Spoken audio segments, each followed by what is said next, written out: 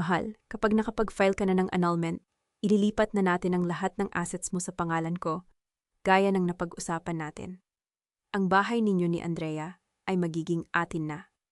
Nanlamig ang buong katawan ko. Nakatitig ako sa maliit na screen ng sirang iPhone na hawak ko. Ang boses na yon, ang boses ng babaeng yon, paulit-ulit na tumutugtog sa aking tenga. Hindi ako makahinga. Parang may malaking kamay na pumipiga sa dibdib ko. Pinipiga hanggang sa wala ng hangin na pumasok sa baga ko. Ang mga daliri ko ay nanginginig habang hawak ko ang telepono. Hindi ko kayang bitawan, ngunit hindi ko rin kayang patuloy na hawakan.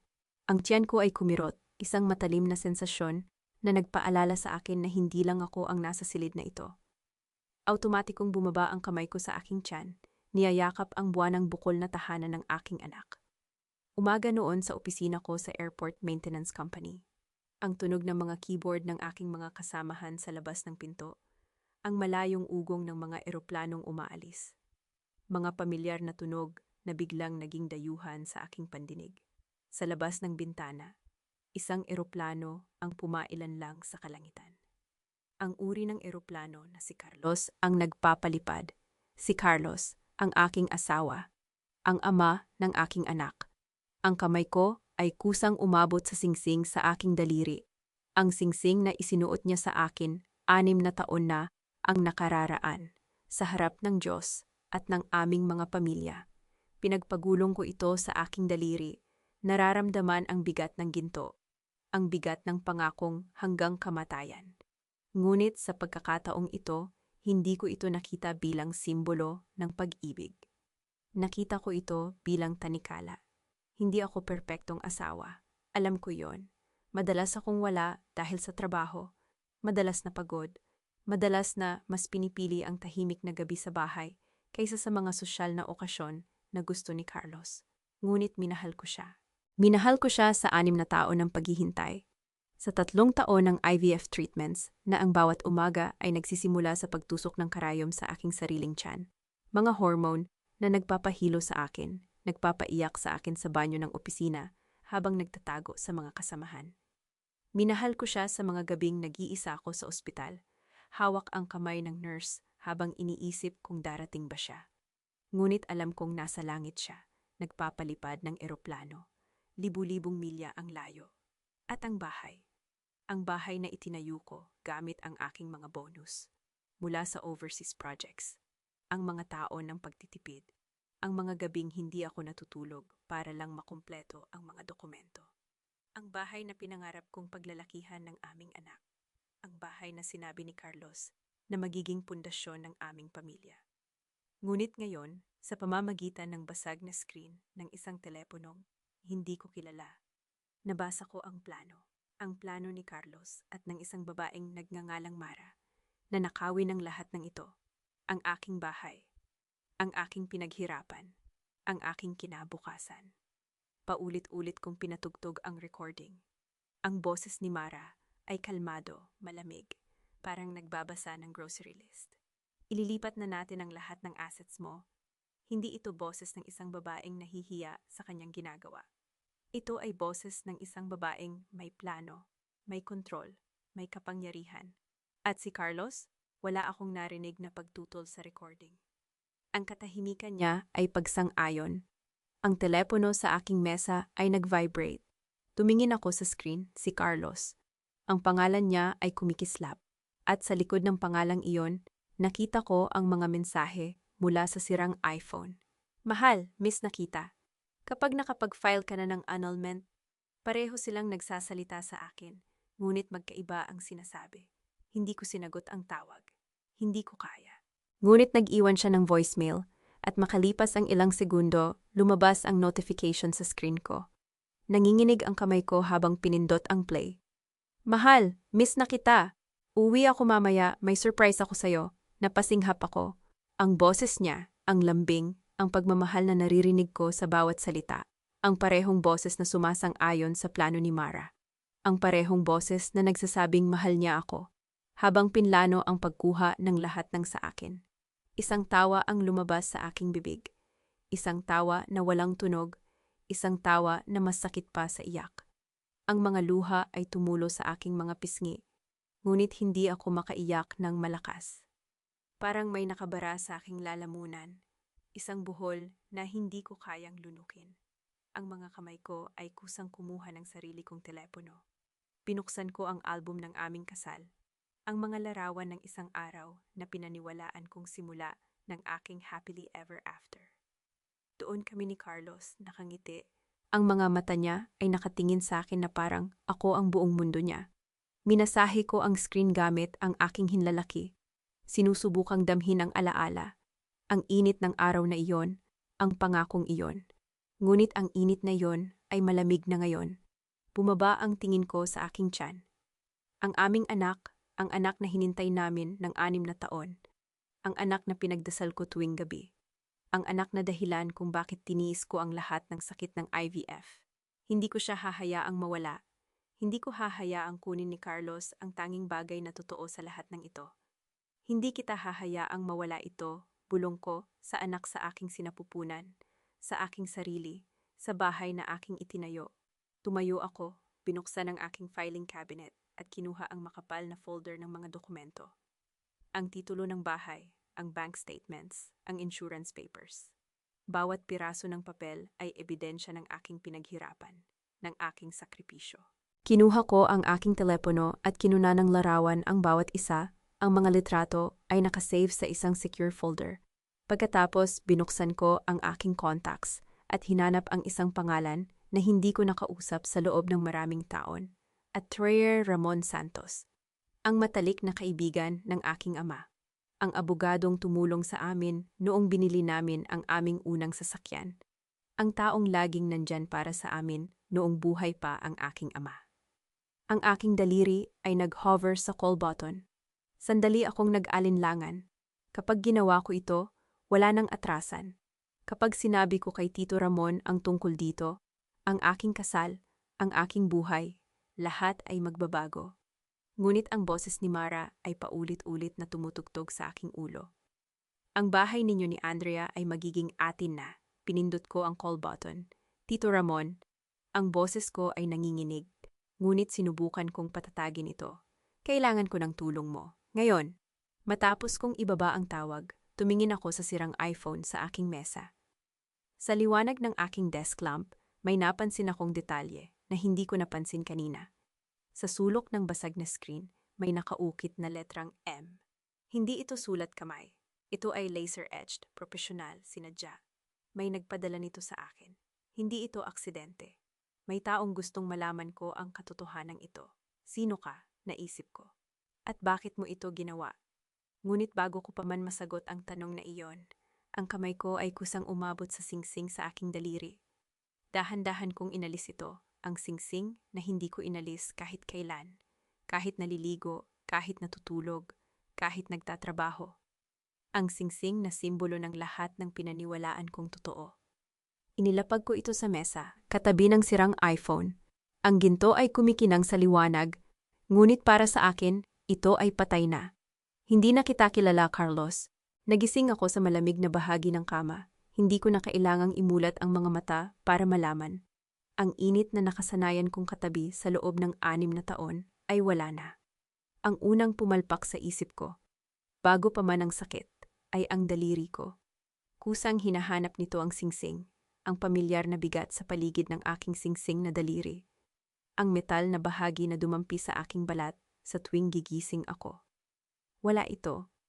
Tumulo ang mga luha sa aking mga mata bago ko pa man ito napigilan. Binuksan ko ang aking mga mata at tumingin sa aking kamay.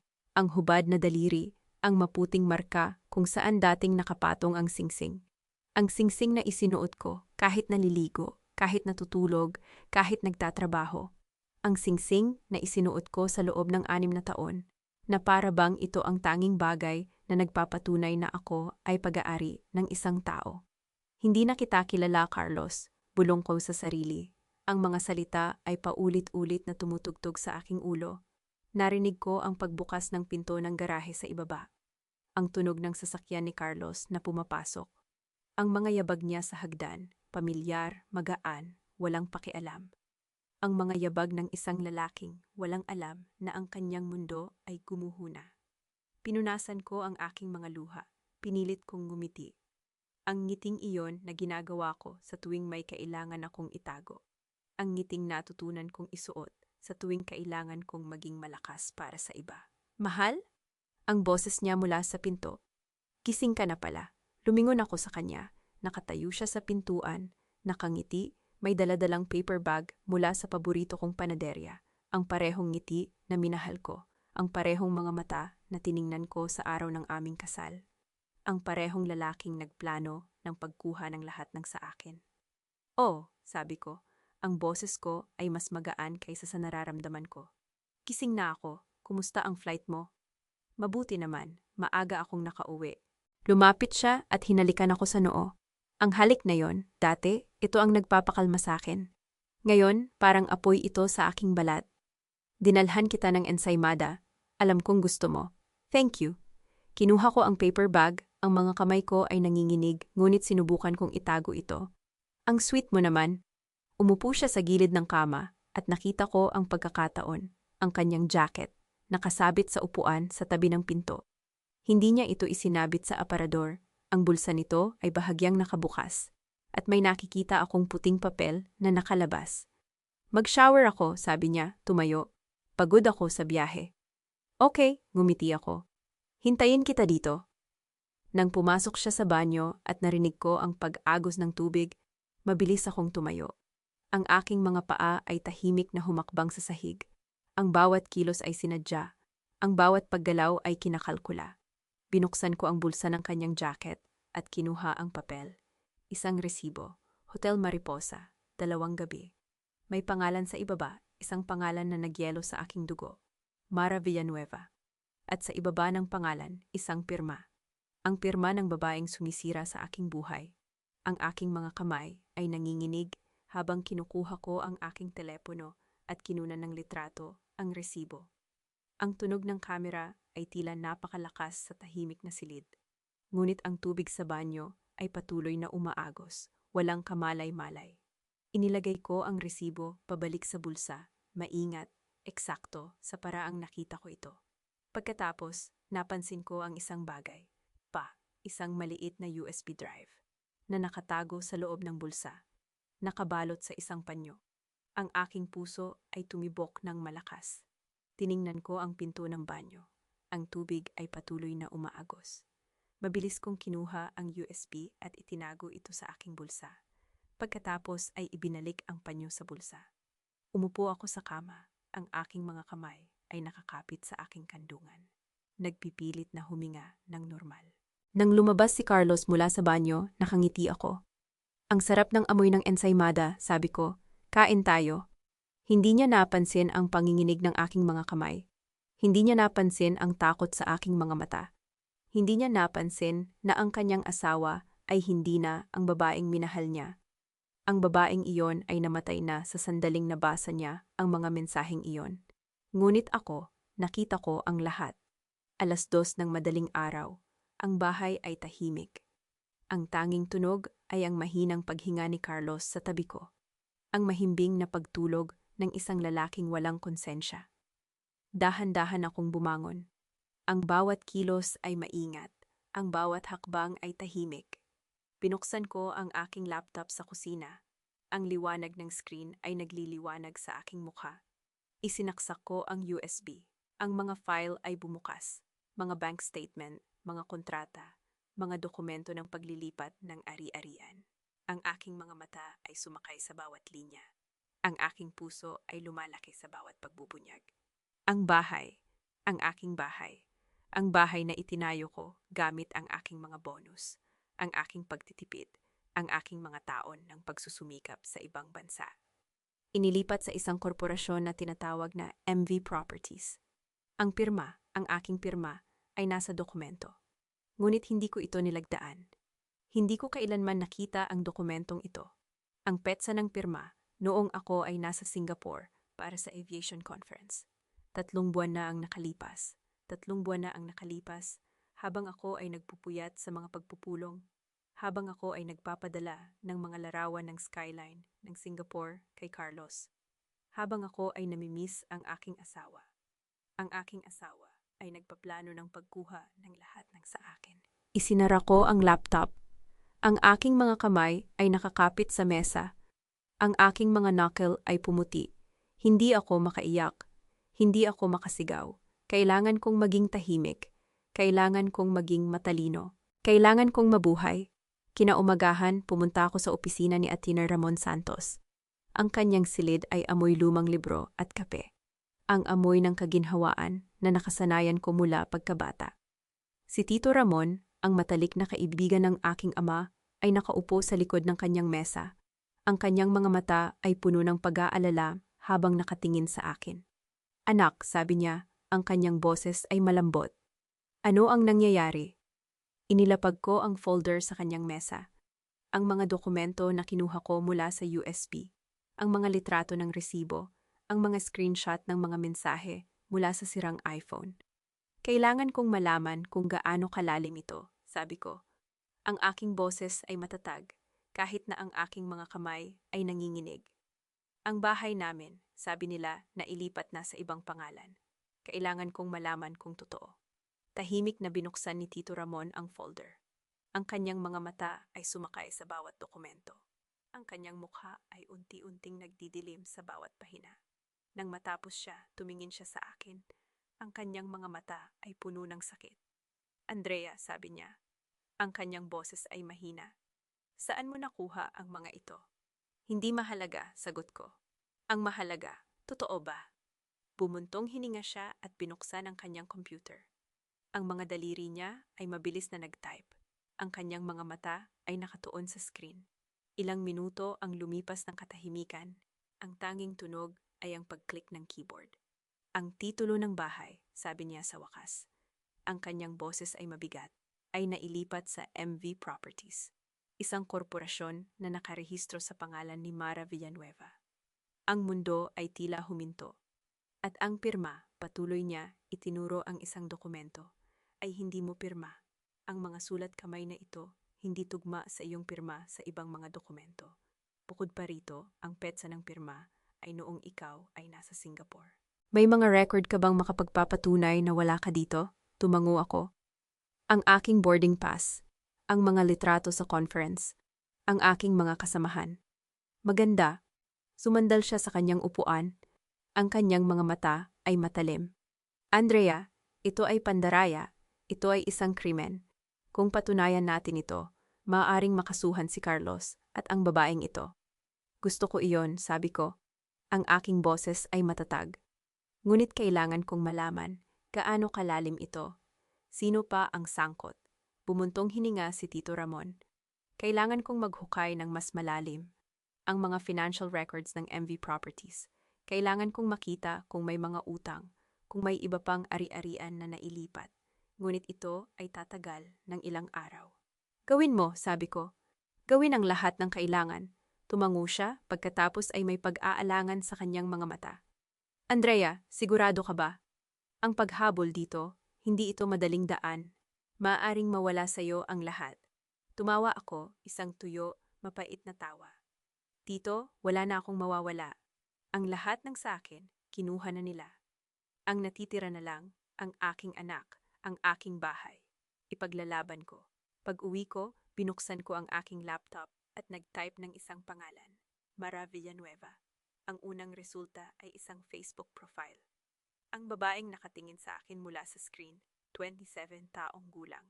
Maganda, may kumpiyansa. Ang kanyang mga mata ay matalim. Ang kanyang ngiti ay perpekto. Ang kanyang profile ay puno ng mga larawan ng mga mamahaling bagay, mga luxury car, mga mamahaling restoran, mga bakasyon sa ibang bansa, real estate broker, may-ari ng MV Properties, anak ni dating kapitan ng industriya ng aviation. Ang aking puso ay tumigil. Ang kanyang ama, ang dating boss ni Carlos, ang lalaking nagrekomenda kay Carlos para sa kanyang unang trabaho bilang piloto. May utang na loob ako sa pamilya Villanueva, sabi ni Carlos sa akin isang gabi. Mga tao na ang nakalipas. Kung hindi dahil kay Mr. Villanueva, hindi ako magiging piloto ngayon. Utang na loob ko sa kanya ang lahat. Hindi ko inisip noon na may ibang kahulugan ang mga salitang iyon. Hindi ko inisip na ang utang na loob ay maaaring mga hulugan ng pagtataksil. Isinara ko ang laptop, ang aking mga kamay ay nanginginig. Ang mga piraso ay nagsisimula ng magkabit. Ang relasyon ni Carlos sa pamilya Villanueva. Ang kanyang lihim na relasyon kay Mara. Ang paglipat ng titulo ng bahay. Ang lahat ay konektado. Ang lahat ay pinlano. Ngunit bakit? Bakit kailangang kunin ang bahay? Bakit kailangang sirain ang lahat? At sino pa ang nakakaalam? Kinagabihan, nakaupo ako sa aking silid. Hawak ang ultrasound photo ng aking anak. Ang maliit na hugis sa screen. Ang aking anak. Ang aking dahilan upang lumaban. Ang batang hindi ko pa nakikilala, ngunit handa akong ipaglaban ang lahat. Hindi kita hahayaang mawala ito, bulong ko. Hindi kita hahayaang lumaki ng walang tahanan. Ipangako ko sa iyo. Ang aking telepono ay tumunog. Isang text mula sa hindi kilalang numero. Nakita mo na ba ang regalo ko? Hindi mo ako kilala, pero kaibigan kita. Mag-ingat ka kay Mara, hindi lang bahay ang kukunin niya sa'yo. Ang aking puso ay tumigil. Sino ito?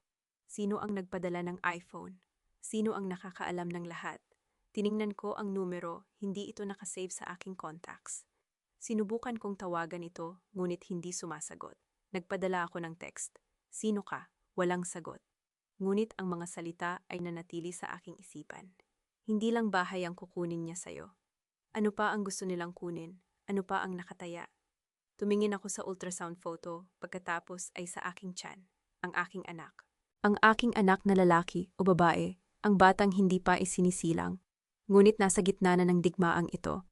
Kahit ano pa ang kunin nila, bulong ko, hindi nila makukuha ito. Hindi ko hahayaan. Sa labas ng bintana, ang mga ilaw ng lungsod ay kumikislap.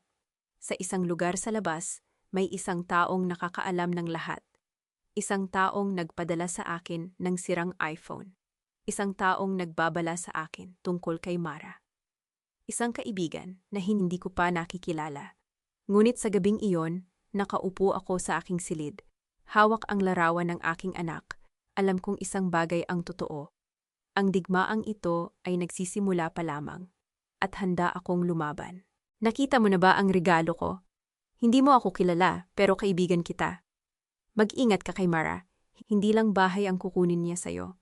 Paulit-ulit kong binabasa ang text na iyon. Ang liwanag ng phone, ang tanging nagbibigay ilaw sa madilim kong kwarto. Hindi ako makatulog. Hindi ko maalis sa isip ko ang mga salitang yon. Sino ang nagpadala nito? Bakit ko siya dapat pagkatiwalaan?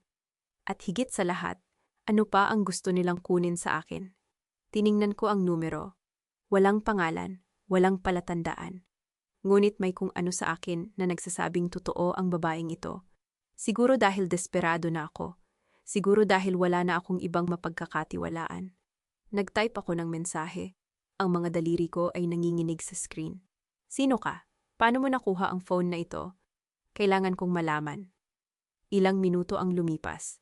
Titig na titig ako sa screen. Hinihintay ang 3 tuldok na magpakita. At pagkatapos, magkita tayo, bukas, 10 ng umaga. Cafe Aero, malapit sa airport. Pumunta ka mag-isa. Ang puso ko ay kumabog. Mabilis akong nag-type. Paano kita makikilala? May dala akong pulang folder. Makikilala mo ako. Hindi na ako nakasagot pa.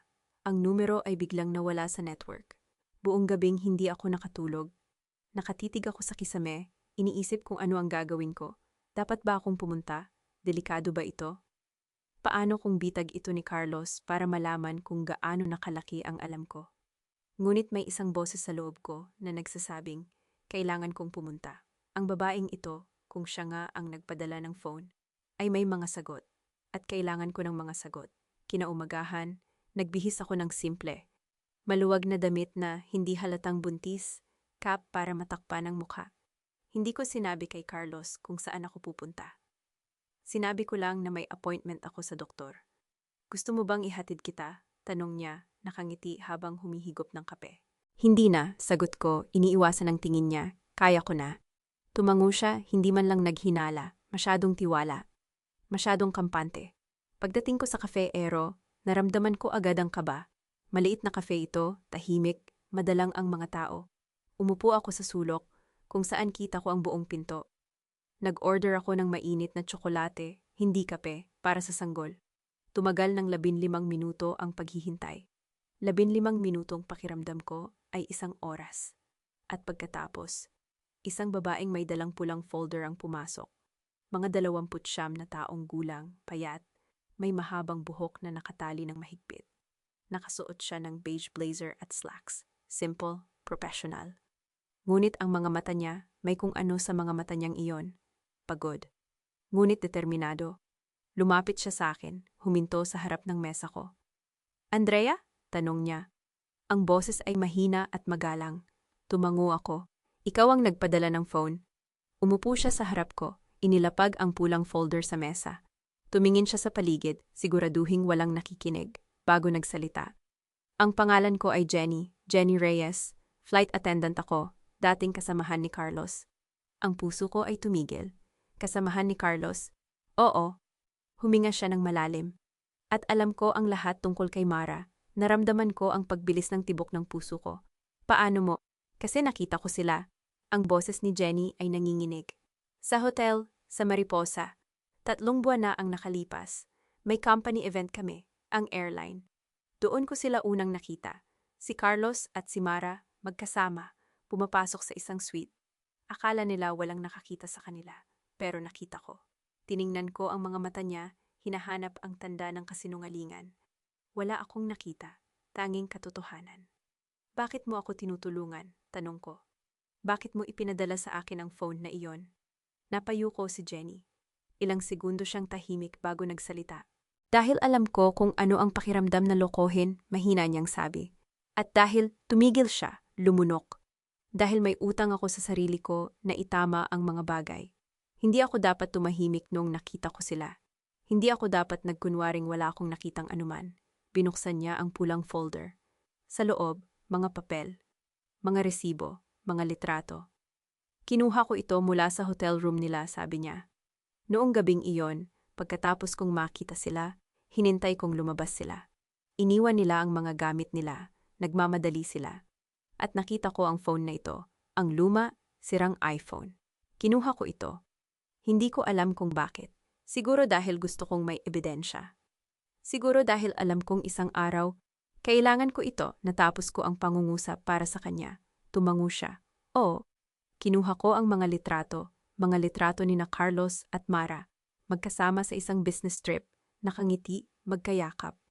Mga resibo ng hotel, mga resibo ng mamahaling restaurant, at pagkatapos, isang voice recording. Ano ito? Tanong ko. Ang boses ko ay paos. Recording ng pag-uusap nila, sabi ni Jenny. Kinunan ko ito noong gabing iyon. Hindi ko alam kung bakit ko ito ginawa. Siguro dahil alam kong hindi ako maniniwala sa sarili ko kung walang ebidensya, na kailangan kong marinig ito para maniwala na totoo nga. Pinindot ko ang play. Ang boses ni Carlos, ang boses ng asawa ko, ay pumuno sa hangin. Sigurado ka ba na ligtas ito, na hindi malalaman ni Andrea? Ang boses ni Mara, matamis, mahina, ngunit may bakal sa ilalim, ay sumagot. Wala siyang malalaman. Nasa Singapore siya sa susunod na linggo, aviation conference, tama ba? Perpekto ang timing. Ililipat natin ang titulo habang wala siya. Pero ang pirma, may kakilala akong gagawa ng peking pirma. Hindi nila malalaman. Kahit anong siya sa atin nila, hindi nila mapapatunayan.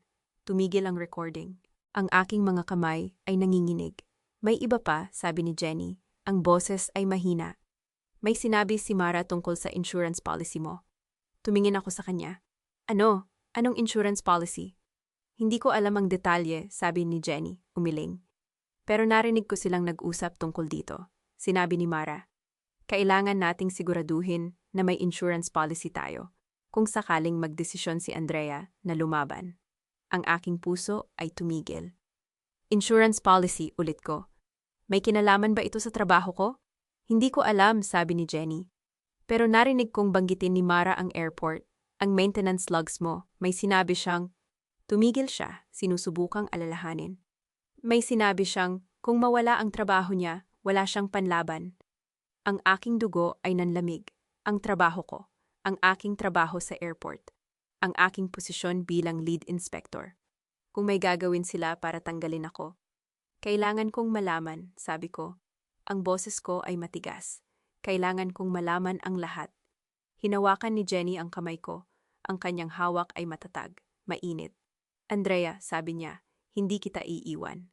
Kasama mo ako sa laban na ito. Sa unang pagkataon sa mga araw, naramdaman kong may kung ano sa loob ko, isang maliit na pag-asa, isang maliit na liwanag sa gitna ng dilim. Salamat, bulong ko, ngumiti siya. Huwag mo akong pasalamatan. Hindi pa tapos ang laban. Nagsisimula pa lamang ito. Pagkatapos ng aming pagkikita, pumunta ako sa opisina ni Tito Ramon. Ibinigay ko sa kanya ang lahat ng ebidensya na ibinigay ni Jenny. Ang mga litrato, ang mga resibo, ang voice recording. May sinabi siyang insurance policy, sabi ko. May kinalaman sa trabaho ko. Kailangan kong malaman kung ano ito. Tiningnan ako ni Tito Ramon nang may pag-aalala.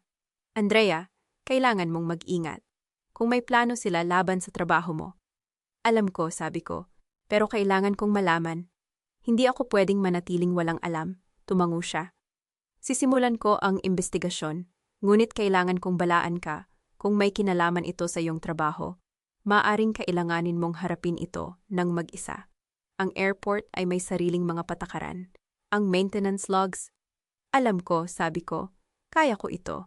Pag-uwi ko, naramdaman ko agad ang kakaiba. Ang amoy ng nilutong pagkain, ang tunog ng musika mula sa kusina.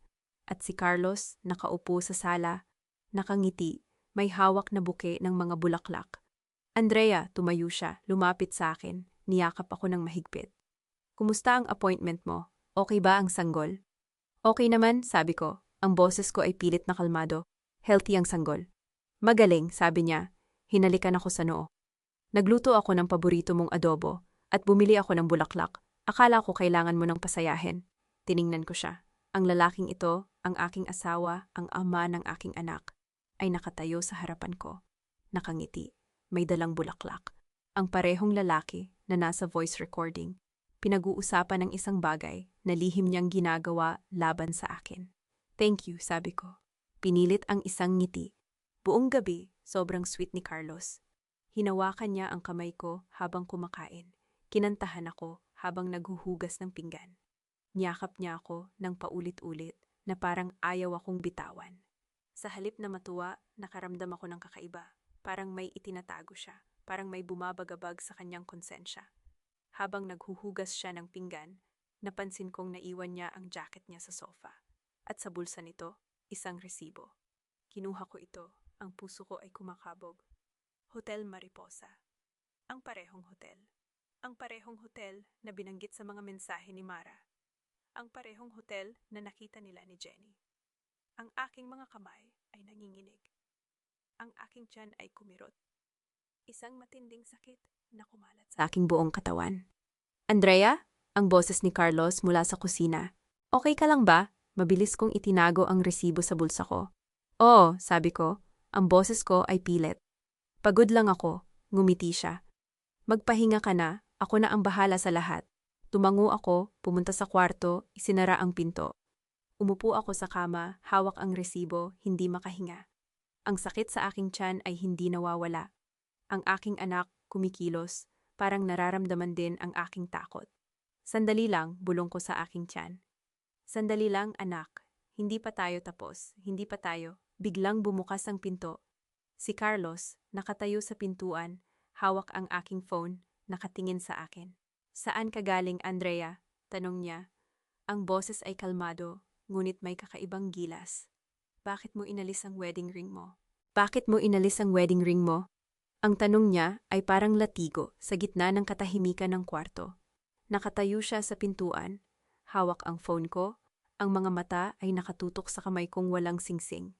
Ang puso ko ay tumigil, 1 segundo, 2, bago bumalik sa mabilis na pagtibok. Tiningnan ko ang aking kamay, ang daliri na nakasanayan ng may singsing sa loob ng 6 na taon. Ang singsing na isinukli ko sa bulsa ng aking pantalon kanina, habang nasa kotse, habang umiiyak, habang hindi makahinga. Nagpa-check up ako, sabi ko. Ang boses ay pilit na kalmado. Sabi ng doktor, kailangan kong bawasan ang stress. Kailangan kong magpahinga. Lumapit siya, ang mga mata ay puno ng pag-aalala. May problema ba sa pagbubuntis, sa sanggol? Wala, mabilis kong sabi. Healthy ang sanggol, pero kailangan ko ng space. Kailangan ko ng privacy. Sabi ng doktor, hindi maganda sa akin ang sobrang stress. Umupo siya sa tabi ko, hinawakan ang kamay ko. Ang hawak niya ay mainit, malambot. Ang parehong kamay na humawak sa akin noong sinagot niya ako. Ang parehong kamay na nasa voice recording na nagsasabing ililipat ang bahay namin sa pangalan ni Mara. Anong kailangan mo? Tanong niya. Sabihin mo lang, gagawin ko. Kailangan ko lang ng oras, sabi ko. Kailangan kong mag-isa minsan. Kailangan kong makapag-isip. Tumango siya, hinalikan ako sa noo. Sige, kung yun ang kailangan mo. Pero nandito lang ako, ha? Anumang oras. Ang kanyang mga salita ay dapat na nagpapagaan sa akin. Sa halip, nakaramdam ako ng pagduduwal. Kinabukasan, nagising ako sa amoy ng nilutong tosino at sinangag. Pagbaba ko, nakita ko si Carlos sa kusina, naka-apron, nagluluto, nakangiti. Andrea, gising ka na. Umupo ka, ihahanda ko na ang breakfast mo. Umupo ako sa mesa. Sa harapan ko, may plato ng tosino, sinangag, at itlog. Ang paborito kong almusal. May baso ng sariwang orange juice. May plorera ng mga rosas sa gitna ng mesa. Nag-reschedule ako ng flights ko, sabi niya, umupo sa harapan ko. Nag-apply ako ng leave para makasama kita. Tiningnan ko siya. Hindi mo kailangan. Gusto ko, pagputol niya. Sabihin mo lang kung anong kailangan mo, gagawin ko, kahit ano. Ang pagduduwal ay bumalik. Hindi dahil sa pagbubuntis, kundi sa pagkukunwari. Ang lalaking ito na nagpaplano ng annulment laban sa akin, na naglilipat ng titulo ng bahay namin sa ibang babae, ay nagluluto ng almusal para sa akin. Nagdadala ng bulaklak, nag-aalok na bawasan ng flights. Thank you, sabi ko, pinilit ang isang ngiti. Pero kailangan kong magtrabaho ngayon. May mga reports akong kailangang tapusin. Kahit ngayon, malungkot ang mukha niya. Sabado naman. Kailangan, sabi ko. Sabi ko nga, kailangan kong magpahinga. Pero kailangan ko ring tapusin ang trabaho ko para hindi ako ma-stress sa mga pending. Tumango siya, mukhang hindi kumbinsido. Sige, pero kung kailangan mo ako, nandito lang ako. Pumunta ako sa aking home office, isinara ang pinto. Umupo ako sa harap ng aking laptop, ngunit hindi ako makapag-focus. Ang mga salita ni Jenny ay paulit-ulit sa aking isipan. Kung mawala ang trabaho niya, wala siyang panlaban. Ang trabaho ko. Ang aking trabaho ang tanging bagay na hindi nila maaaring nakawin sa akin. Ang aking lisensya, ang aking reputasyon, ang aking posisyon bilang lead inspector. Kailangan kong malaman kung ano ang plano nila. Nang gabing iyon, habang naliligo si Carlos, sinilip ko ang kanyang laptop. Nakaupo ito sa desk niya, nakasara. Binuksan ko ito, umaasa na walang password. May password. Sinubukan ko ang aming anniversary, hindi bumukas. Sinubukan ko ang pangalan ng aming magiging anak, ang napag-usapan naming pangalan Isabela. Hindi bumukas. Sinubukan ko ang pangalan ng paborito niyang aso, si Bruno, ang asong namatay noong bata pa siya. Hindi bumukas. Ang ika-4 na pagsubok. Ang pangalan ng kanyang ina, Lumen. Bumukas ito. Ang aking puso ay kumakabog habang binubuksan ko ang kanyang email. Ang mga mata ko ay mabilis na nag-scan sa mga mensahe, mga trabaho, mga resibo. Mga mensahe mula sa kanyang mga kasamahan. At pagkatapos, nakita ko ito. Isang email mula kay Carlos sa isang abogado, Attorney Marco Delgado. Ang paksa, annulment proceedings. Binuksan ko ito, ang aking mga kamay ay nanginginig.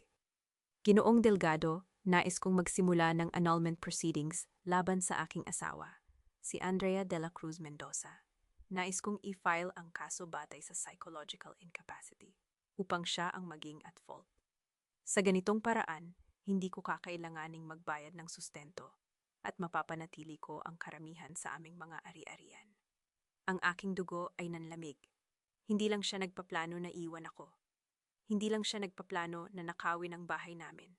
Pinlano niyang sirain ang aking reputasyon. Gagawin niya akong sira-sira sa mata ng batas. Gagawin niyang ako ang may kasalanan para hindi siya magbayad ng sustento para sa aming anak. Ang aking anak. Ang aming anak. Ang anak na hinintay namin ng 6 na taon. Ang anak na pinaghirapan namin ng 3 taon ng IVF. Ang anak na itinuturing niyang hadlang sa kanyang bagong buhay. Ang galit ay sumabog sa loob ko. Isang apoy na kumalat sa aking buong katawan.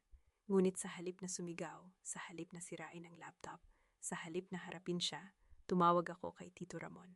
Tito, bulong ko, ang boses ay nanginginig. Kailangan kong makita ka, bukas, may bago akong nalaman. Anong nangyari, Andrea? Ang boses niya ay puno ng pag-aalala. Nagpaplano siyang mag-file ng annulment, sabi ko. Gagawin niya akong at fault, para hindi siya magbayad ng sustento. May katahimikan sa kabilang linya. Pagkatapos, ang boses ni Tito Ramon, matigas at determinado. Bukas o ng umaga, sa opisina ko, huwag mong kausapin si Carlos tungkol dito.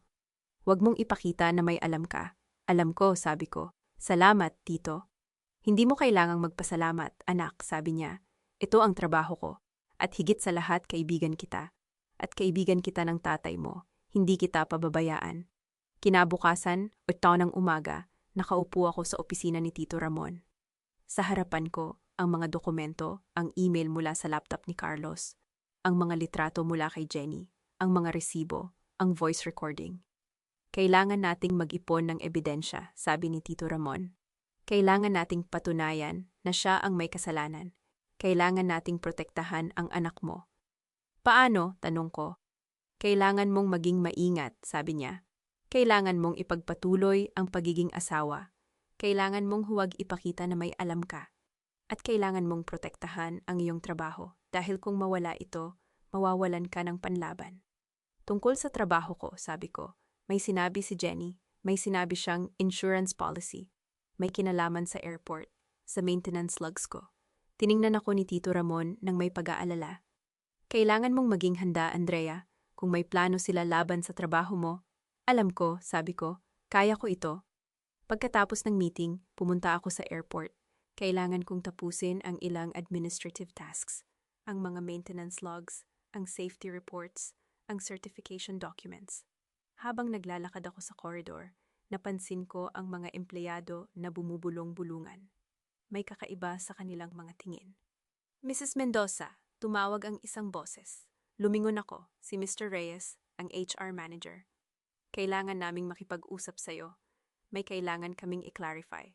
Tumigil ang puso ko. Anong problema? May nag-file ng reklamo laban sa'yo, sabi niya, ang boses ay seryoso. Tungkol sa safety negligence. May mga akusasyon na hindi mo sinunod ang mga safety protocols sa maintenance inspections na maaaring magdulot ng panganib sa mga pasahero. Ang aking mga tuhod ay nanghina. Ang mga salita ni Jenny ay bumalik. Kung mawala ang trabaho niya, wala siyang panlaban, ang insurance policy. Hindi ito tungkol sa bahay. Hindi ito tungkol sa pera. Ito ay tungkol sa lahat, ang aking trabaho, ang aking reputasyon, ang aking kakayahang lumaban. Tiningnan ko si Mr. Reyes, ang aking mga mata ay nakatitig sa kanya. Sa halip na matakot, ngumiti ako. Mr. Reyes, sabi ko, ang boses ay kalmado. May kopya ba kayo ng reklamong ito? Gusto kong makita kung ano ang mga akusasyon. Nagulat siya sa aking reaksyon. Oo naman, nasa opisina ko. Pumunta tayo, sabi ko. May mga dokumento akong kailangang ipakita sa inyo. Ang aking maintenance logs, ang aking safety records, ang aking certifications. Lahat ng nagpapatunay na wala akong kasalanan. Habang naglalakad kami papunta sa HR office, naramdaman ko ang aking anak na kumikilos sa aking tiyan. Isang malakas na sipa. Parang sinasabi sa akin na kaya ko ito. Narinig mo ba yon, anak? Bulong ko sa aking tiyan. Hindi ka isisilang sa mundong walang kalaban-laban. Ihahanda ko ang lahat para sa'yo. Lahat. Pagpasok ko sa HR office, umupo ako sa harap ni Mr. Reyes. Sa harapan ko, ang reklamo, isang pirasong papel na may mga akusasyon na hindi totoo. Ang mga akusasyon na idinisenyo upang sirain ako. Tiningnan ko ito, binasa ang bawat salita. Pagkatapos, itinaas ko ang aking ulo, ngumiti kay Mr. Reyes. Mr. Reyes, sabi ko, may 3 bagay akong kailangang ipakita sa'yo. Ang aking maintenance logs na nagpapakita na sinunod ko ang lahat ng safety protocols. Ang aking safety records na nagpapakita na wala akong kahit isang violation sa loob ng 5 taon. At ang aking certifications na nagpapatunay na ako ay kwalipikado at lisensyado. Kinuha ko ang mga dokumento mula sa aking bag, inilapag sa harapan niya. At may isa pa akong kailangang sabihin sa'yo, dagdag ko. Ang boses ay matigas. Ang reklamong ito, alam ko kung sino ang nasa likod nito at hindi ako matatakot, hindi ako uurong. Dahil ang trabaho ko, ang aking reputasyon, ang aking anak, lalabanan ko ang lahat para protektahan ang mga ito. Tiningnan ako ni Mr. Reyes. Ang kanyang mga mata ay puno ng paghanga. Mrs. Mendoza, sabi niya, hindi ko alam kung anong nangyayari sa'yo. Pero sa mga dokumentong ito, hindi ko makikita ang anumang basehan para sa reklamong ito. Kakausapin ko ang nag-file nito.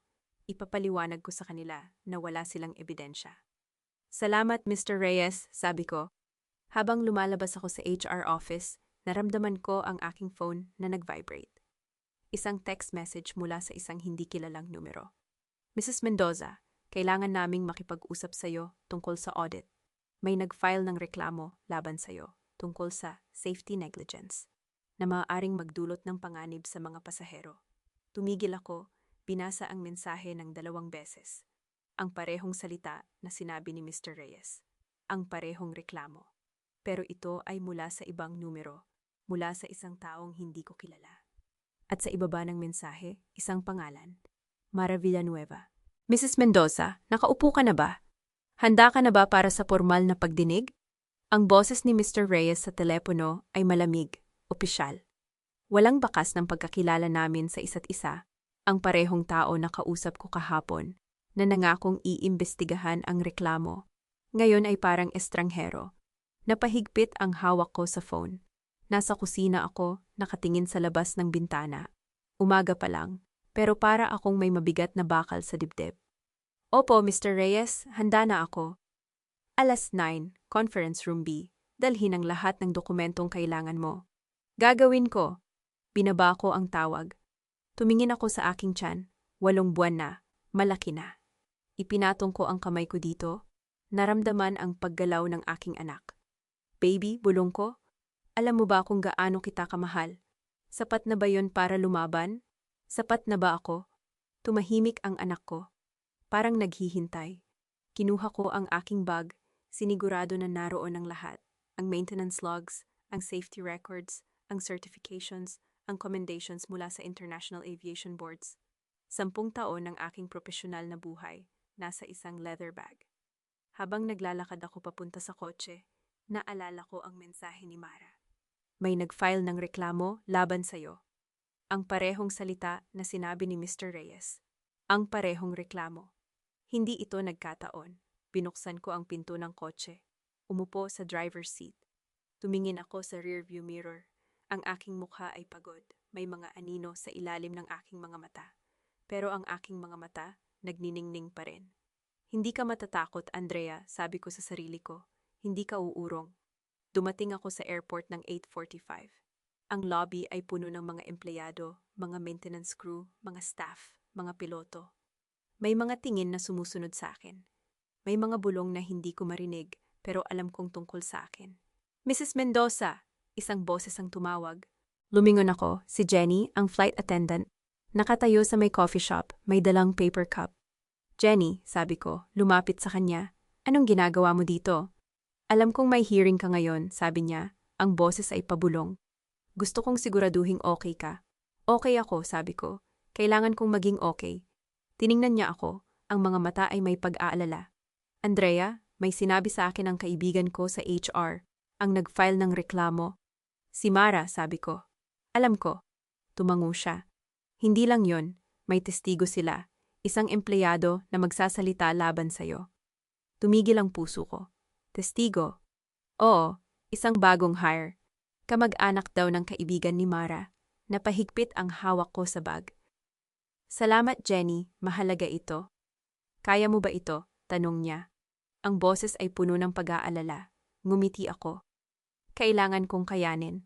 Para sa anak ko. Tiningnan niya ako, parang may gusto pang sabihin. Pero sa halip, inabot niya ang kamay niya, pinisil ang akin. Kaya mo, Andrea? Alam kong kaya mo. Tumango ako at naglakad papunta sa conference room B. Ang pinto ay sarado. Sa labas, nakatayo ang isang security guard. Tiningnan niya ako. Ang mga mata ay walang emosyon. Mrs. Mendoza? Opo. Pasok po kayo. Hinihintay na kayo. Binuksan ko ang pinto. Ang silid ay maluwag, isang mahabang mesa sa gitna. Mga upuan sa paligid. Sa kabilang dulo, nakaupo si Mr. Reyes, kasama ang dalawang iba pang tao. Isang babae na may salamin, isang lalaki na may hawak na clipboard. Ang HR panel. Sa tabi nila, isang lalaki na hindi ko kilala. Bata pa, mga 25, nakaayos ang buhok, nakasuot ng barong. Ang testigo. Umupo ako sa upuan sa harap nila. Inilapag ko ang aking bag sa mesa. Dahan-dahang kinuha ang mga dokumento. Mrs. Andrea de la Cruz Mendoza, simula ni Mr. Reyes. Ang boses ay formal. Kami ay nagtipon dito upang talakayin ang isang reklamong isinampa laban sa iyo. May kamalayan ka ba sa reklamong ito? Opo, sabi ko, tungkol sa safety negligence. Tama, may isang concerned employee na nagulat na hindi mo sinunod ang mga safety protocols sa iyong mga maintenance inspections. Ayon sa reklamo, maaaring nagdulot ito ng panganib sa mga pasahero. Tumingin ako sa kanila, ang aking mukha ay kalmado. Mr. Reyes, maaari ko bang makita ang reklamo? Tiningnan niya ang babae na may salamin. Tumango ito. Inabot niya sa akin ang isang pirasong papel. Binasa ko ito. Ang mga salita ay pamilyar. Ang parehong mga akusasyon na sinabi ni Mr. Reyes kahapon. Ang parehong mga parirala na nasa mensahe ni Mara. Itong reklamong ito, sabi ko, inilapag ang papel, ay hindi totoo. May dala akong mga dokumento na nagpapatunay nito. Kinuha ko ang aking maintenance logs, inilapag sa mesa. Ito ang aking daily logs para sa nakaraang 6 na buwan. Makikita ninyo na sa lahat ng oras na binanggit sa reklamo, ako ay nasa opisina, gumagawa ng aking trabaho. Ang mga logs na ito ay maaaring peke, sabi ng lalaki na may clipboard. Ngumiti ako. Ang mga logs na ito ay may pirma ng aking supervisor, si Mr. De La Torre. May selyo ng maintenance department at may electronic timestamp na hindi maaaring ipeke. Tiningnan nila ang mga dokumento. Ang babae na may salamin ay tiningnan ang bawat pahina. Ang mga mata ay mabilis na gumagalaw. At ito, patuloy ko, inilabas ang aking safety records. Ang aking 10 taong safety record. Walang kahit isang violation. Walang kahit isang aksidente. Walang kahit isang reklamo mula sa mga pasahero. Kahit na, sabi ng lalaki, may testigo kami. Tumingin ako sa testigo. Ang bata ay umupo ng tuwid. Ang mga kamay ay nanginginig. Testigo, sabi ni Mr. Reyes, maaari mo bang ulitin ang iyong sinabi sa amin? Tumikhim ang lalaki. Opo. Noong mga nakaraang linggo, nakita ko si Mrs. Mendoza na hindi nakatuon sa trabaho, parang lutang siya. Hindi niya sinusunod ang mga safety protocols. Anong oras? Tanong ko. Ha? Anong oras nung nakita mo akong hindi nakatuon sa trabaho? Nag-alinlangan siya. Mga 10:00 ng umaga, noong Martes. Anong Martes? Anong petsa? Anong linggo? Namumula ang mukha niya. Hindi ko maalala eksakto. Pero naaalala mo na hindi ako nakatuon sa trabaho. Opo. Ngumiti ako. Binuksan ko ang aking bag. Kinuha ang isa pang dokumento. Mr. Reyes, ito ang aking attendance records na may biometric data. Makikita ninyo na sa lahat ng Martes ng nakaraang buwan, ako ay nasa opisina ng maintenance department mula 7 ng umaga hanggang 4 ng hapon. Inilapag ko ang dokumento sa mesa. At ito ang aking daily logs na nagpapakita ng aking mga ginawa sa bawat oras. Sa lahat ng Martes, ako ay nasa aking opisina. Nagre-review ng maintenance reports, nag-aayos ng schedules, at nag-a-approve ng safety inspections. Tumingin ako sa testigo. Kaya, testigo, maaari mo bang sabihin sa akin, saan mo ako nakita na hindi nakatuon sa trabaho? Saang bahagi ng airport? Sa corridor. Anong corridor? Sa may gate 12. Gate 12, ulit ko. Nakakapunta ka ba sa gate 12? Opo. Bakit? Hindi ka ba naka-assign sa baggage handling? Natigilan siya. Ang mga mata ay kumurap. Paano ninyo alam? Tiningnan ko si Mr. Reyes. Mr. Reyes, ang testigo na ito ay bagong hire sa baggage handling department. Ang kanyang trabaho ay nasa basement level. Ang gate 12 ay nasa 3rd level ng terminal. Bakit siya naroroon? Tumahimik ang silid. Ang testigo ay namumutla. At, patuloy ko, Ang testigo na ito ay kamag-anak ng isang kaibigan ni Mara Villanueva. Ang parehong Mara Villanueva na nag-file ng katulad na reklamo laban sa akin sa pamamagitan ng isang anonymous na numero. Mrs. Mendoza, sabi ng babae na may salamin, ang boses ay matigas. Paano mo nalaman ang pangalang Mara Villanueva? Dahil siya ang nag-text sa akin ng reklamong ito, sabi ko. Mula sa isang numero na hindi niya inaasahang makikita ko. Kinuha ko ang aking phone, binuksan ang mensahe, ipinakita sa kanila. Ito ang mensahe. Mrs. Mendoza, kailangan naming makipag-usap sa iyo tungkol sa audit. May nag-file ng reklamo laban sa iyo tungkol sa safety negligence na maaaring magdulot ng panganib sa mga pasahero. Tiningnan nila ang mensahe. Ang lalaki na may clipboard ay tiningnan ang testigo. Ang mga mata ay nagbabanta. At sa ibaba ng mensahe, dagdag ko, ang pangalan Mara Villanueva. Tumahimik ang silid. Ang testigo ay hindi makatingin sa akin. Mr. Reyes, sabi ko, ang boses ay kalmado. May 3 bagay akong kailangang sabihin. Una, ang reklamong ito ay peke. Pangalawa, ang testigo ay sinungaling. Pangatlo, ang taong nasa likod nito ay may personal na motibo laban sa akin. At anong motibo iyon? Tanong ng babae. Ngumiti ako. Iyon ang sasabihin ko sa baby shower ko, sa Linggo. Tiningnan nila ako, naguguluhan. Tumayo ako, dahan-dahang inilapag ang natitirang mga dokumento sa mesa. Mr. Reyes, narito ang aking certifications, ang aking commendations mula sa International Aviation Boards, at ang aking safety records. 10 taon ng aking profesional na buhay. 10 taon na walang kahit isang violation. Tumingin ako sa kanila, ang aking mga mata ay matigas.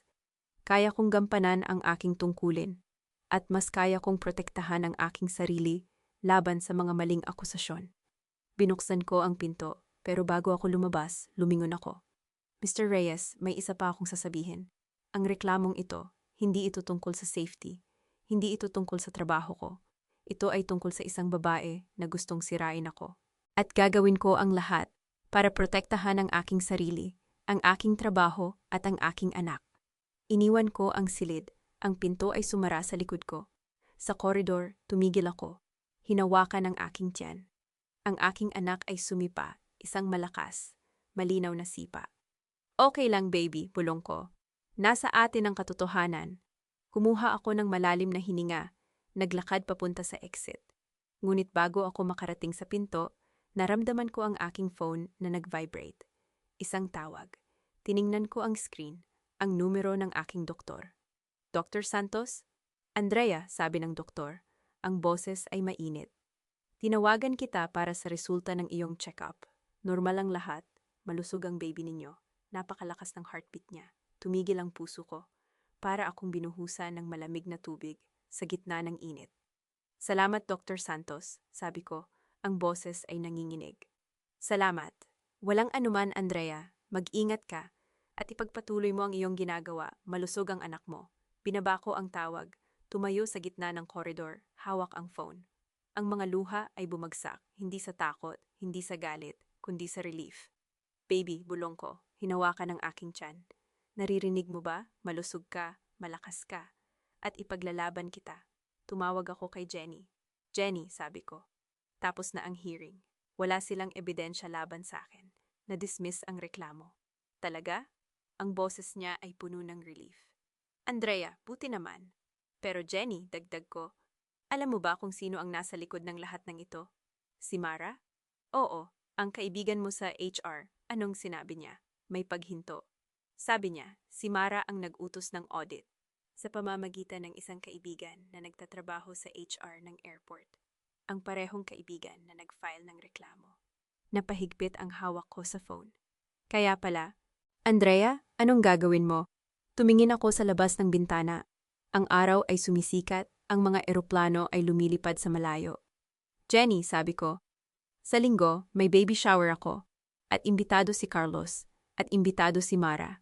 Ano? Bakit mo siya iniimbita? Ngumiti ako. Dahil oras na para makita ng lahat kung sino talaga sila. Andrea, anong plano mo? Hindi ko pa masasabi, sabi ko. Pero kailangan kong ihanda ang lahat.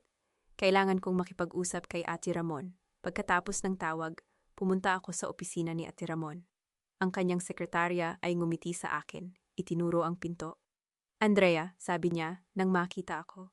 Kumusta ang hearing? Tapos na, sabi ko, umupo sa harap niya. Na-dismiss ang reklamo.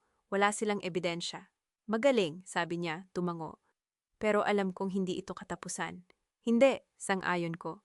Simula pa lang ito, kinuha ko ang aking bag, inilapag ang mga dokumento sa mesa.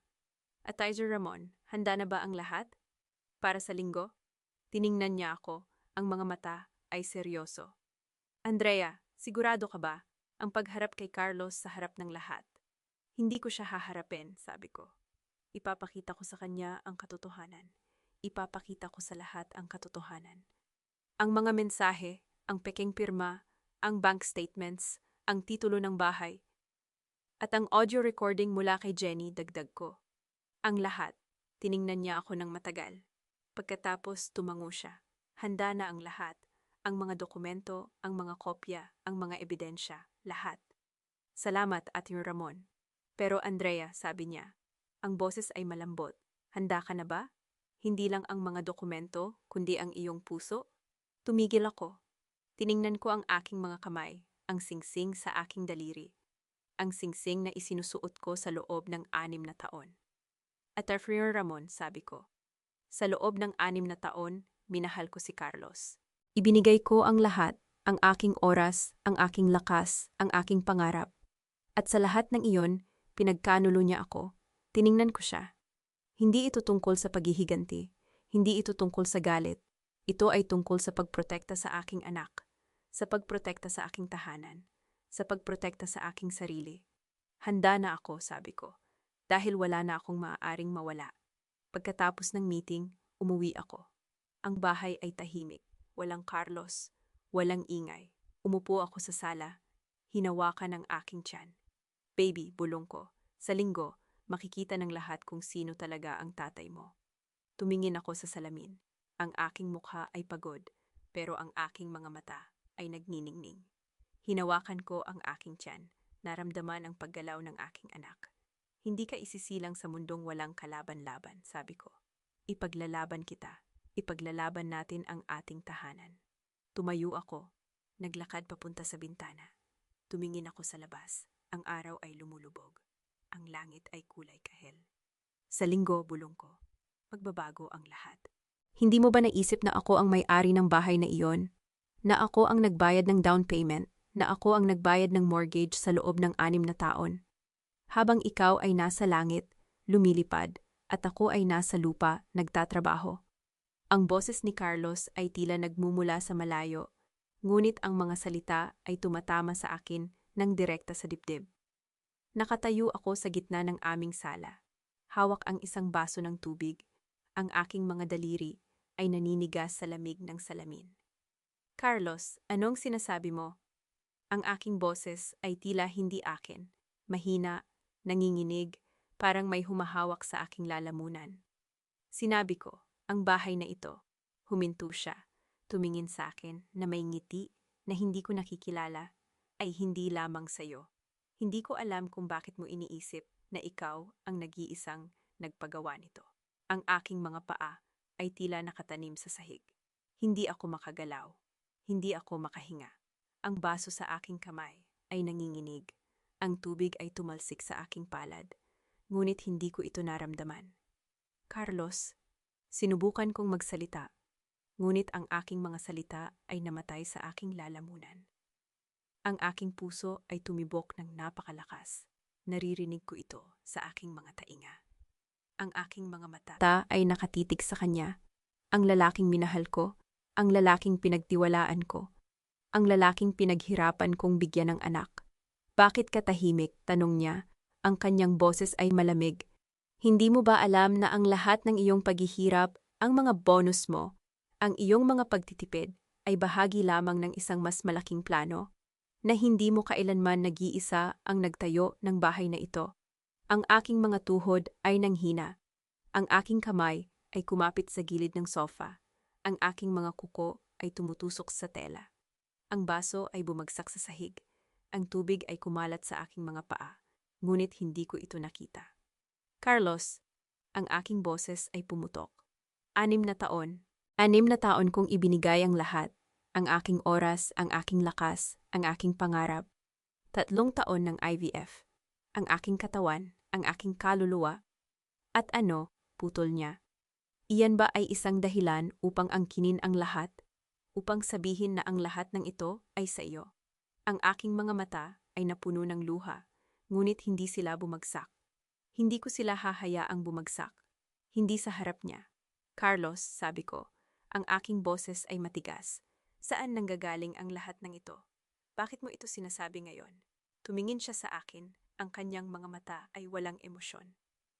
Dahil oras na upang malaman mo ang katotohanan, Andrea. Ang bahay na ito, ang titulo nito, ay hindi na sayo. Ang aking puso ay tumigil. Ang aking mga tainga ay tumutunog. Ang aking paningin ay nagsimulang lumabo. Ano, bulong ko? Inilipat ko na ito, sabi niya. Ang kanyang boses ay kalmado, walang pagsisisi. Ang titulo ng bahay, nasa pangalan na ng isang korporasyon. Ngayon, hindi mo na ito pag-aari. Ang aking mga tuhod ay bumigay. Umupo ako sa sahig. Ang mga piraso ng baso ay tumutusok sa aking balat, ngunit hindi ko ito naramdaman. Ang aking mga kamay ay nanginginig. Ang aking mga daliri ay kumakapit sa aking tiyan. Ang aking tiyan, na naglalaman ng aking anak. Ang anak na hindi niya kailanman ninais. Bakit? Ang aking boses ay isang bulong, isang sigaw, isang panalangin. Bakit mo ito ginagawa, Carlos? Bakit? Ngumiti siya, ngunit hindi ito ang ngiti na minahal ko. Ito ay isang ngiti ng isang estranghero, isang lalaking hindi ko nakilala. Dahil may iba na akong pinagmamalaki, Andrea. May iba na akong pinagkakautangan. Ang aking mga mata ay nakabukas, ngunit hindi ko siya nakikita. Ang aking mga kamay ay kumapit sa aking tiyan. Ang aking mga daliri ay nanginginig.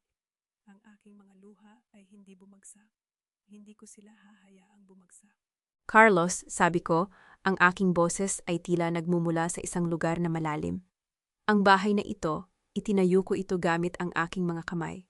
Ang aking mga bonus, ang aking mga pagtitipid, ang aking mga taon ng pagtatrabaho sa ibang bansa. At ako, putol niya. Ang aking sweldo, ang aking oras, ang aking pagmamahal. Ang iyong pagmamahal? Napatawa ako, ngunit ito ay isang tawa na walang saya. Isang tawa na puno ng pait. Carlos, saan nanggagaling ang iyong pagmamahal? Sa mga buwan na wala ka, sa mga gabi na hindi ka umuuwi, sa mga mensahe na hindi mo sinasagot. Ang kanyang mukha ay nagbago, ngunit hindi sa pagkakasala kundi sa galit.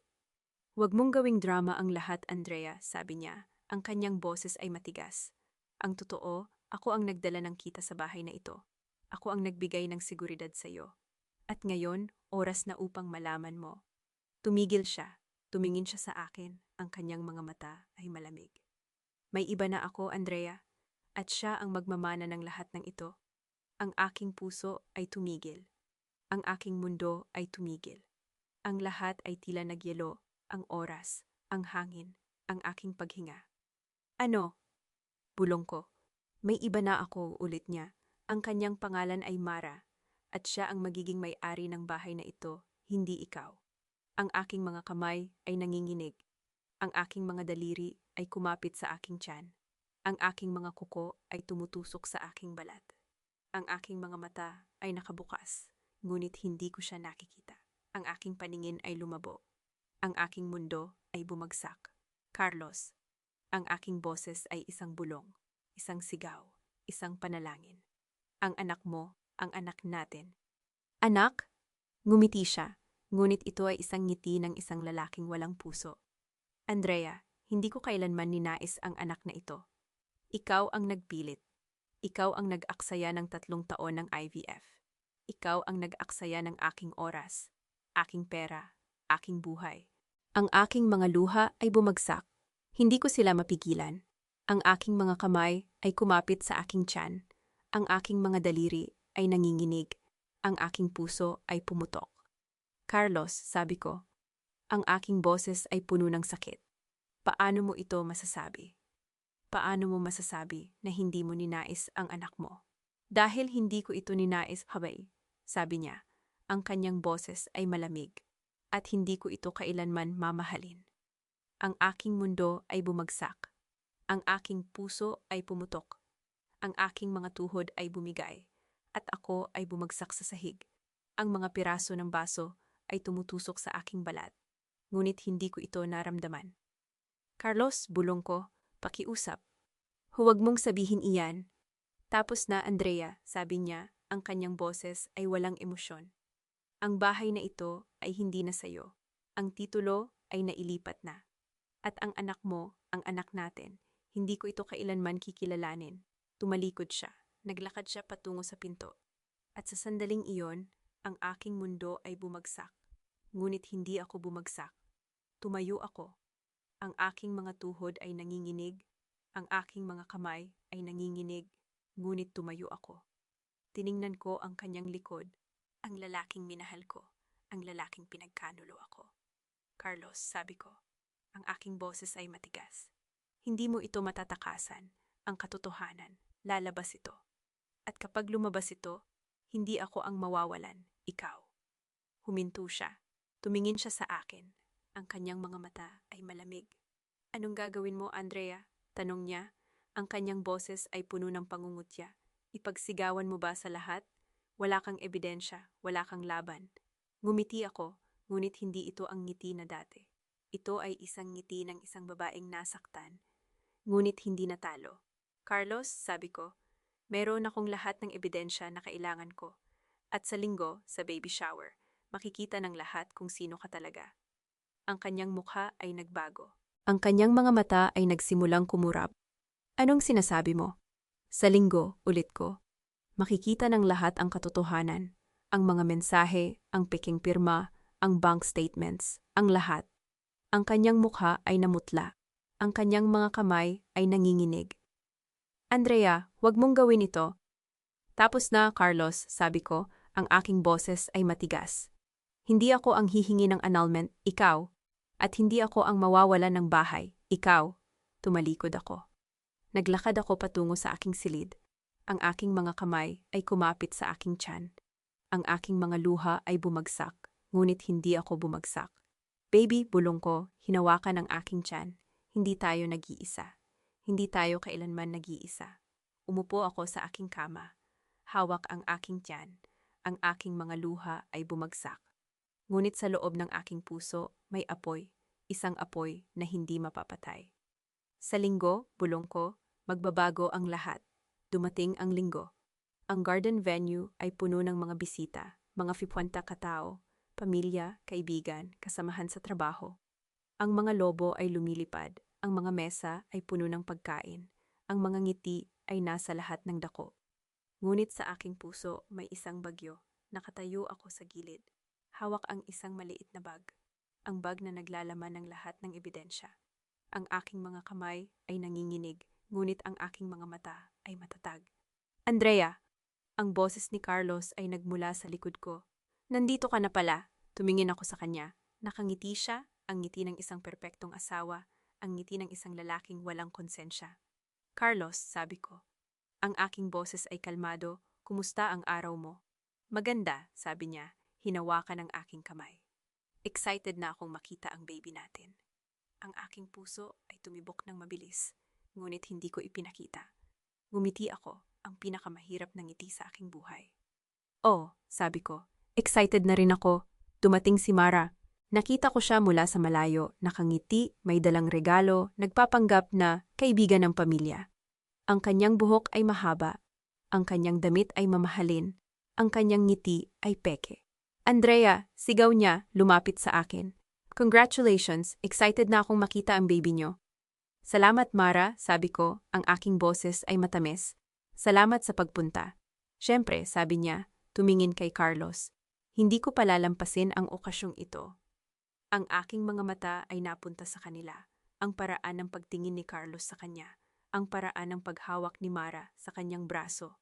Ang mga tinginan, ang mga hawakan ng kamay na hindi sinasadya. Ngunit hindi ako kumibo. Ngumiti ako, nagpatuloy ako. Ang mga laro at kainan ay nagsimula. Ang mga bisita ay tumatawa. Ang mga bata ay naglalaro.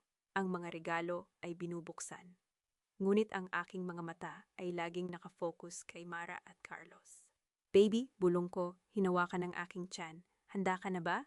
Handa na ba tayo? Ang aking anak ay gumalaw, isang sipa, isang senyales. Ngumiti ako. Oo, bulong ko, handa na tayo. Ang regalo ni Mara. Para sa baby nyo, sabi niya. Nakangiti, inilapag ang isang mamahaling stroller sa harap ko. Sana magustuhan nyo. Tiningnan ko ang stroller, ang mamahaling tela, ang mga gulong na perpekto, ang lahat ng detalye na nagpapakita ng pera. Salamat, Mara, sabi ko. Ang aking boses ay matamis. Sana maging kasing ganda ng regalo mo ang mga plano mo. Ang kanyang ngiti ay nagbago. Isang sandali ng pag-aalinlangan, isang sandali ng takot. Ngunit mabilis itong nawala. Siyempre, sabi niya, lahat ng plano ko ay maganda. Ngumiti ako. Oo, alam ko. Ang sandali ng katotohanan, tumayo ako. Hinawakan ko ang aking baso, ang aking mga kamay ay nanginginig. Ngunit ang aking boses ay matatag. Bago tayo mag-cut ng cake, sabi ko, may sasabihin ako. Tumahimik ang lahat. Ang mga mata ay napunta sa akin. Ang mga ngiti ay nawala. Ang mga tawa ay tumigil. Andrea, tanong ni Carlos. Ang kanyang boses ay puno ng pag-aalala. Anong nangyayari? Tiningnan ko siya. Ang lalaking minahal ko, ang lalaking pinagkanulo ako. At ngumiti ako. Carlos, sabi ko, ang aking boses ay kalmado. Alam mo ba kung ano ang natuklasan ko sa nakalipas na mga linggo? Ang kanyang mukha ay nagbago. Ang kanyang mga mata ay nagsimulang kumurap. Andrea, huwag mong gawin ito. Carlos, putol ko. Alam ko ang lahat. Ang mga mensahe, ang peking pirma, ang bank statements, ang audio recording, lahat. Ang kanyang mukha ay namutla. Ang kanyang mga kamay ay nanginginig. Andrea, pakiusap? At hindi lang ako ang makakaalam, sabi ko, tumingin sa paligid. Makakaalam ang lahat. Kinuha ko ang projector mula sa aking bag. Inilagay ko ito sa mesa at binuksan ko ito. Ang screen ay lumiwanag. Ang mga mensahe mula sa iPhone, ang peking pirma, ang bank statements, ang audio recording. Ang bawat ebidensya ay may petsa at paliwanag, malinaw, organisado, hindi maikakaila. Ang mga mensaheng ito, sabi ko, ang aking boses ay matigas. Ay mula sa isang babaeng nagngangalang Mara. Ang parehong babaeng nakaupo dito, nakangiti. Nagpapanggap na kaibigan ng pamilya. Ang mga mata ay napunta kay Mara. Ang kanyang mukha ay namutla. Ang kanyang mga kamay ay nanginginig. Ang peking pirma na ito, patuloy ko, ay may petsa kung kailan ako nasa ibang bansa para sa isang aviation conference. Ang parehong pirma na ginamit upang ilipat ang titulo ng aming bahay sa isang korporasyon na pinamumunuan ni Mara. Ang mga bulong ay nagsimula. Ang mga mata ay napuno ng takot, galit, pagkadismaya. At ang bank statements na ito, sabi ko, ay nagpapakita ng paglipat ng mga pondo ni Carlos sa account ni Mara. Libo-libong piso, buwan-buwan, sa loob ng 2 taon. Ang mga mata ay napunta kay Carlos. Ang kanyang mukha ay namutla. Ang kanyang mga tuhod ay nanginginig. Carlos, sabi ko, ang aking boses ay matigas. Hindi ako ang hihingi ng annulment. Ikaw. At hindi ako ang mawawala ng bahay. Ikaw. Ang bahay na itinayo ko gamit ang aking mga bonus at pagtitipid. Hindi mo ito makukuha. Inihagis ko ang aking wedding ring sa harap niya. Ang singsing ay bumagsak sa sahig. Ang tunog ay tumatama sa katahimikan. Carlos, ang tawad mo ay hindi para sa akin. Ito ay para sa anak mo, na hindi mo na makikilala. Ang kanyang mga tuhod ay bumigay. Lumuhod siya sa harap ko. Ang kanyang mga kamay ay nanginginig. Ang kanyang mga mata ay puno ng luha. Andrea, pakiusap. Patawarin mo ako. Pakiusap? Hindi, sabi ko. Ang aking boses ay matigas. Tapos na, Carlos. Tapos na ang lahat. Tumalikod ako. Hinawakan ko ang aking tiyan. Ang aking mga kamay ay nanginginig. Ngunit ang aking mga paa ay matatag. Baby, bulong ko. Nakita mo ba? Hindi tayo nag-iisa. Hindi tayo kailanman nag-iisa. Ngunit sa gitna ng kaguluhan, naramdaman ko ito, isang matinding sakit sa aking tiyan. Mas malakas kaysa dati. Ang aking mga tuhod ay nanghina. Ang aking paningin ay nagsimulang lumabo. Hindi pa, bulong ko, ang aking boses ay nanginginig. Hindi pa pwedeng manganak ako ngayon. Ang aking mga kamay ay kumapit sa aking tiyan. Ang aking mga daliri ay nanginginig. Ang aking mundo ay nagsimulang umikot. Andrea, ang boses ni Jenny ay nagmula sa malayo. Andrea, anong nangyayari? Ang aking paningin ay lumabo. Ang aking mga tuhod ay bumigay. At ang lahat ay naging itim. Ang sakit ay dumating na parang alon, hindi unti-unti, hindi banayad. Isang matinding kirot na pumunit sa aking tiyan, na nagpatigil sa lahat ng iniisip ko. Ang mga boses sa paligid ko ay naging malabo, parang nasa ilalim ng tubig. Andrea? Andrea? Gising! Hoy! Si Jenny. Ang kanyang mga kamay ay nasa aking mga balikat, nanginginig. Tumawag kayo ng ambulansya. Ngayon na. Ang aking mga mata ay pumikit at nagmulat. Ang kisame ng aming bahay, ang bahay na aking iniligtas, ay umiikot. Ang mga mukha ng mga bisita ay nagsisiksikan. Ang ilan ay umiiyak, ang ilan ay natulala. Baby ko, bulong ko, ang aking kamay ay kumapit sa aking tiyan. Please, huwag. Ang sakit ay dumating muli, mas malakas, mas matagal. Napasinghap ako, ang aking mga kuko ay kumapit sa sahig. Malapit na ang ambulansya, sabi ni Jenny. Ang kanyang boses ay matatag, kahit ang kanyang mga kamay ay nanginginig. Kapit ka lang, Andrea. Kaya mo yan.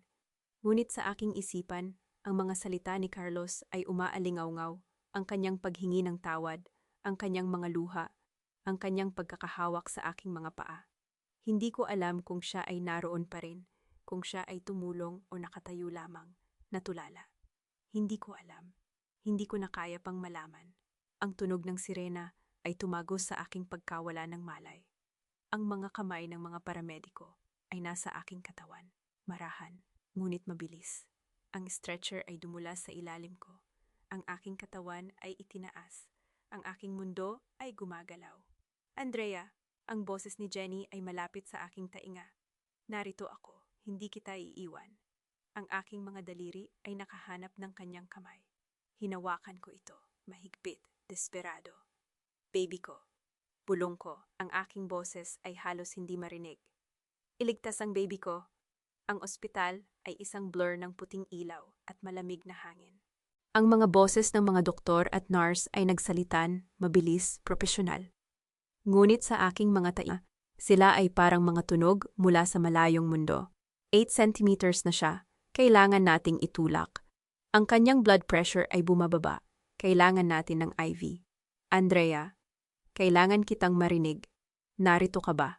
Ang aking mga mata ay nakatuon sa mukha ng doktor, isang babae, mga 40. Ang mga mata ay seryoso ngunit mabait. Narito ako, bulong ko. Ang aking boses ay namamaos. Narito ako. Kailangan mong itulak, Andrea. Handa ka na ba? Ang sakit ay dumating muli, isang alon na mas malakas kaysa sa lahat ng naranasan ko. Ang aking mga kamay ay kumapit sa mga hawakan ng delivery bed. Ang aking mga ngipin ay nagngangalit. Itulak, itinulak ko. Ang lahat ng aking lakas, ang lahat ng aking takot, ang lahat ng aking pag-asa. Lahat ito ay ibinuhos ko sa isang pagtulak. Magaling, muli. Ang kamay ni Jenny ay nasa aking noo, marahan, nagpupunas ng aking pawis. Kaya mo yan, Andrea, malapit na. Naririnig mo ba? Malapit na. Bakit ang tagal? Sigaw ko, ang aking boses ay punit.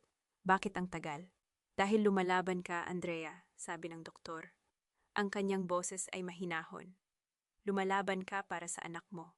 At iyon ay maganda. Ngunit kailangan mo ring makinig sa akin. Ang sakit ay dumating muli. Itinulak ko. Ang aking mundo ay naging puti. Ang aking mga tainga ay tumunog. Ang aking mga kamay ay nanginginig. Kaya ko, bulong ko. Ang aking mga ngipin ay nagngangalit. Kailangan kong kayanin. Baby, naririnig mo ba ako? Ang boses ni Jenny ay malapit sa aking tainga. Ang anak mo ay lumalaban. Naririnig ko ang kanyang heartbeat. Malakas, matatag. Kaya mo rin. Ang aking mga mata ay napuno ng luha. Hindi ko alam kung ito ay sakit o saya o takot. ngunit ang mga luha ay dumaloy, mainit, hindi mapigilan. Itinulak ko, ang lahat ng aking lakas, ang lahat ng aking sakit, ang lahat ng aking pag-asa. Lahat ito ay ibinuhos ko. At pagkatapos, isang sigaw. Maliit, mahina, ngunit naroon, isang sigaw ng bagong buhay. Congratulations, Andrea, sabi ng doktor, ang kanyang boses ay puno ng init. Isang lalaki, 2.5 kilograms. Ang aking mga kamay ay nanginginig habang ang sanggol ay inilagay sa aking dibdib. Ang kanyang balat ay mainit, ang kanyang mga mata ay nakapikit, ang kanyang maliit na kamay ay kumapit sa aking daliri.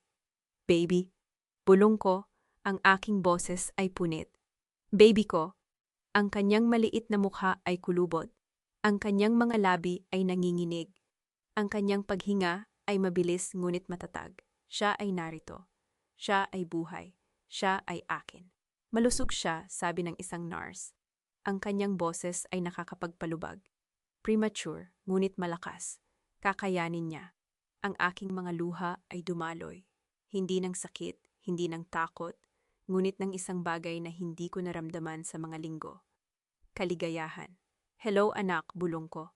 Ang aking mga daliri ay marahang humaplos sa kanyang pisngi. Ako si Mommy, at ipinapangako ko sa'yo, hindi kita iiwan.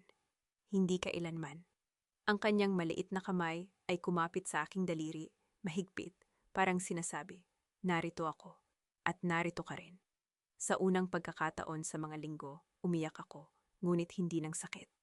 Ngayon, ang aking mga luha ay para sa aking anak, para sa aking tagumpay, para sa aking bagong simula. Ang mga sumunod na araw ay isang blur ng pagpapagaling. Ang aking katawan ay masakit. Ang aking mga braso ay nanginginig. Ngunit ang aking puso ay puno ng pag-ibig para sa maliit na nilalang na natutulog sa aking dibdib. Ano ang itatawag mo sa kanya? Tanong ni Jenny. Nakaupo sa tabi ng aking kama, ang kanyang mga mata ay puno ng init. Tiningnan ko ang aking anak, ang kanyang maliit na ilong, ang kanyang mga pilik mata, ang kanyang mga daliri na kumapit sa akin. Lucas, sabi ko, ang aking boses ay mahina. Lucas Mendoza. Lucas, ulit ni Jenny, ngumiti. Magandang pangalan, malakas. Gaya ng kanyang ina, sabi ko. Ang aking mga labi ay kumurba sa isang ngiti. Ang pinto ay bumukas. Si Attorney Ramon ay pumasok, ang kanyang mukha ay pagod, ngunit may ngiti, may dalang mga dokumento. Andrea, sabi niya, ang kanyang boses ay mainit, may magandang balita ako para sa'yo. Umupo ako, ang aking anak ay nakahawak sa aking dibdib. Anong nangyari? Umupo siya sa tabi ng aking kama. Inilatag ang mga papel sa aking paanan. Ang titulo ng iyong bahay, sabi niya, ay ibabalik sa'yo. Ang pekeng pirma ay napatunayang peke. Ang forensic examination ay nagpakita na ang sulat kamay ay hindi tugma sa'yo. Ang korporasyon ni Mara ay walang karapatan sa ari-arian. Ang aking mga kamay ay nanginginig habang hinawakan ko ang mga papel. Ang aking pangalan, Andrea de la Cruz Mendoza, ay nakatatak sa titulo, malinaw, opisyal. Ang bahay ko, bulong ko, ang aking boses ay punit. Ang bahay ko. At hindi lang iyan, patuloy ni Attorney Ramon, ang kanyang boses ay seryoso. Si Carlos ay sinibak sa kanyang trabaho. Ang airline ay may mahigpit na patakaran laban sa iskandalo. At ang iyong paglalantad sa baby shower ay kumalat ng mabilis. Wala na siyang trabaho. Ang aking puso ay tumibok, hindi ng saya, ngunit ng isang bagay na mas komplikado, karma. Ang salitang iyon ay lumutang sa aking isipan. At si Mara, tanong ko, ang kanyang lisensya bilang broker ay nasa panganib, sabi ni Ati Ramon. Ang kaso ng pandaraya ay isinampa na. Ang kanyang mga kliyente ay nag-withdraw ng kanilang mga transaksyon. Ang kanyang reputasyon, wala na. Tiningnan ko ang aking anak. Ang kanyang maliit na mukha ay payapa sa pagtulog. Ang mundo sa labas ay gumuho para kina Carlos at Mara. Ngunit dito, sa aking mga bisig, may isang bagong buhay na nagsisimula. At Attorney Ramon, sabi ko, ang aking boses ay matatag. Salamat sa lahat. Ang tatay mo ay magiging proud sa'yo, Andrea, sabi niya. Ang kanyang mga mata ay puno ng init. Hindi ka sumuko, hindi ka nagpatalo. Hindi ako nagpatalo, ulit ko. Ang aking mga daliri ay humaplos sa pisngi ng aking anak. Para sa kanya, hindi ako magpapatalo. Ang araw ng paglabas ko sa ospital ay maliwanag. Ang sikat ng araw ay bumubuhos sa mga bintana. Ang hangin ay malamig at sariwa. Si Jenny ay nasa tabi ko. Hawak ang aking bag. Ang kanyang mga mata ay puno ng saya. Handa ka na ba? Tanong niya. Handa na ako, sabi ko. Ang aking anak ay nakahawak sa aking mga bisig. Lumakad kami sa pasilyo ng ospital. Ang aking mga paa ay dahan-dahan, ngunit matatag. Ang bawat hakbang ay isang tagumpay. Ang bawat hakbang ay isang patunay na ako ay nakaligtas. Nang makarating kami sa pintuan, huminto ako. Sa pamamagitan ng salamin, nakita ko siya. Si Carlos, nakatayo siya sa labas. Hawak ang isang palumpon ng mga bulaklak, mga rosas, ang aking paborito. Ang kanyang mukha ay pagod. Ang kanyang mga mata ay may maitim na bilog. Ang kanyang mga damit ay gusot. Siya ay mukhang isang taong nawala ng lahat. Andrea, sabi niya, ang kanyang boses ay nanginginig. Patawarin mo ako. Ang aking mga kamay ay humigpit sa aking anak. Ang kanyang maliit na katawan ay mainit. Ang kanyang paghinga ay payapa. Carlos, sabi ko, ang aking boses ay kalmado. Ang tawad mo ay hindi para sa akin. Ang kanyang mga mata ay nagliwanag. Isang sandali ng pag-asa. Ito ay para sa anak mo, patuloy ko, na hindi mo na makikilala. Ang kanyang mukha ay bumagsak. Ang mga bulaklak ay nanginginig sa kanyang mga kamay. Andrea, pakiusap. Hindi, putol ko. Ang aking boses ay matigas. Tapos na, Carlos. Tapos na ang lahat. Tumingin ako sa aking anak. Ang kanyang maliit na mukha, ang kanyang mga pilik mata, ang kanyang mga daliri na kumapit sa aking damit. Lucas, bulong ko, ito ang iyong ama, ngunit hindi siya magiging bahagi ng ating buhay. Tiningnan ko si Carlos. Ang lalaking minahal ko, ang lalaking pinagkanulo ako, ang lalaking nawala ng lahat. Ang bahay na ito ay hindi mo na pag-aari, sabi ko. Ang aking boses ay malinaw. Tulad ng iyong pangako sa akin, wala na ito. Tumalikod ako, lumakad ako palayo. Ang aking anak ay nasa aking mga bisig, ang aking mga paa ay matatag. Sa likod ko, narinig ko ang kanyang boses, humihingi ng tawad, humihingi ng isa pang pagkakataon. Ngunit hindi ako lumingon, hindi na ako lilingon. Sumilay ang sikat ng araw sa aming harapan habang lumalabas ako ng ospital. Si Lucas ay nakahawak sa aking dibdib. Si Jenny ay nasa aking tabi. Ang hangin ay malamig, ngunit ang aking puso ay mainit. Hindi dahil sa kagalakan, kundi dahil sa isang bagay na mas matatag. Ang kapayapaan. Nakita ko si Carlos na nakatayo pa rin sa may gate. Hawak ang mga lanta ng rosas. Ang kanyang mga mata ay puno ng pagsisisi. Ang kanyang mukha ay payat at pagod. Ngunit hindi ako huminto. Dumaan ako sa kanya, ang aking mga paa ay matatag. Si Lucas ay humihilik sa aking mga bisig. Andrea, pakiusap. Hindi ko siya nilingon. Si Jenny ay humakbang sa pagitan namin. Ang kanyang katawan ay isang kalasag. Carlos, tama na, sabi ni Jenny. Ang kanyang boses ay matigas. Wala ka ng karapatan. Narinig ko ang kanyang boses na pumutok sa likod ko. Mga salitang humihingi ng tawad, mga pangakong binalina. Ngunit ang bawat salita ay parang hangin lamang na dumadaan. Hindi na ako ang babaeng iyon, ang babaeng naniniwala sa mga salita, ang babaeng naghihintay ng pag-asa. Ang babaeng iyon ay namatay sa gabing iyon, sa harap ng isang sirang telepono at mga mensaheng puno ng pagtataksil. Ang sasakyan ay huminto sa harap ng aming bahay, ang bahay na aking iniligtas. Tumayo ako sa harap ng pinto. Ang aking mga daliri ay humaplos sa malamig na dingding. Ang semento, ang pintura, ang bawat sulok. Lahat ng ito ay gawa sa aking pawis, aking pagod, aking sakripisyo. Ang bahay na ito ay hindi lamang isang istruktura. Ito ay ang aking tagumpay. Ma, bulong ko kay Lucas. Ito ang ating tahanan. Ngumiti ako. Sa unang pagkakataon sa mga buwan, ang ngiti ay dumating ng walang pilit. Ilang linggo ang lumipas. Ang mga papel ay nakalatag sa hapag. Ang annulment papers, ang titulo ng bahay, ang mga dokumentong nagpapatunay ng aking kalayaan. Hindi si Carlos ang nag-file. Ako. Umupo ako sa harap ni Atepwer. Ramon, si Lucas ay natutulog sa kanyang duyan sa tabi. Hindi siya lumaban, sabi ni Atector Ramon. Ang kanyang mga mata ay nagbabasa ng mga dokumento. Wala siyang karapatan. Ang kanyang reputasyon ay sira. Ang kanyang trabaho ay wala. Ang kanyang pamilya ay tumalikod sa kanya.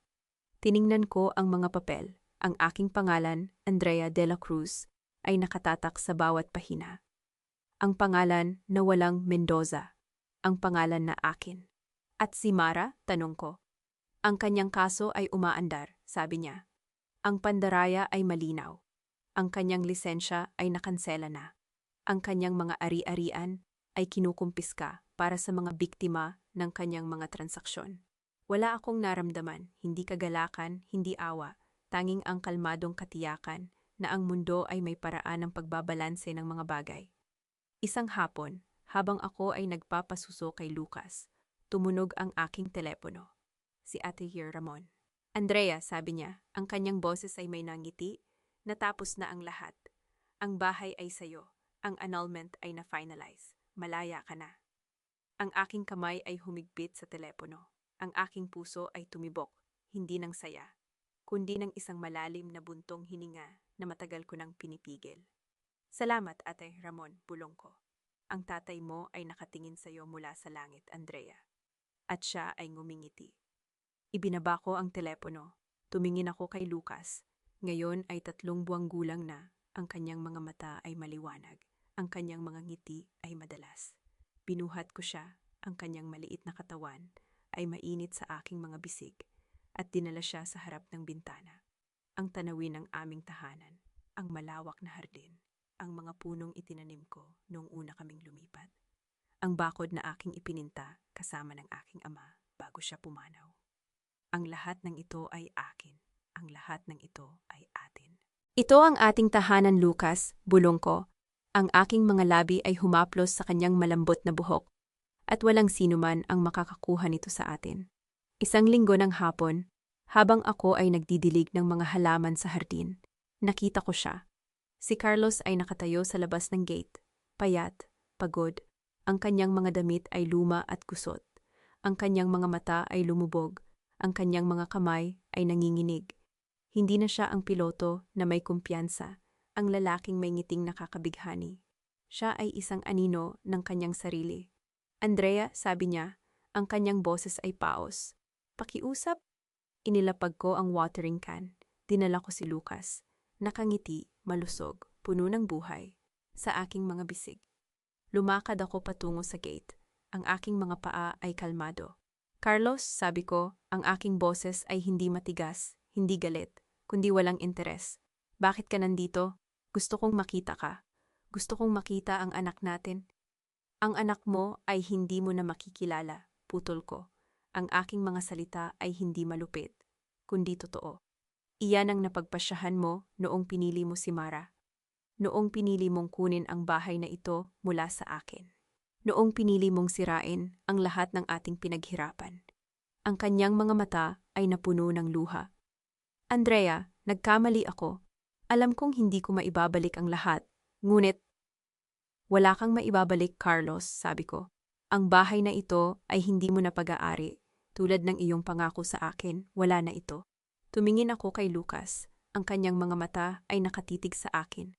Ang kanyang maliit na kamay ay humahawak sa aking daliri.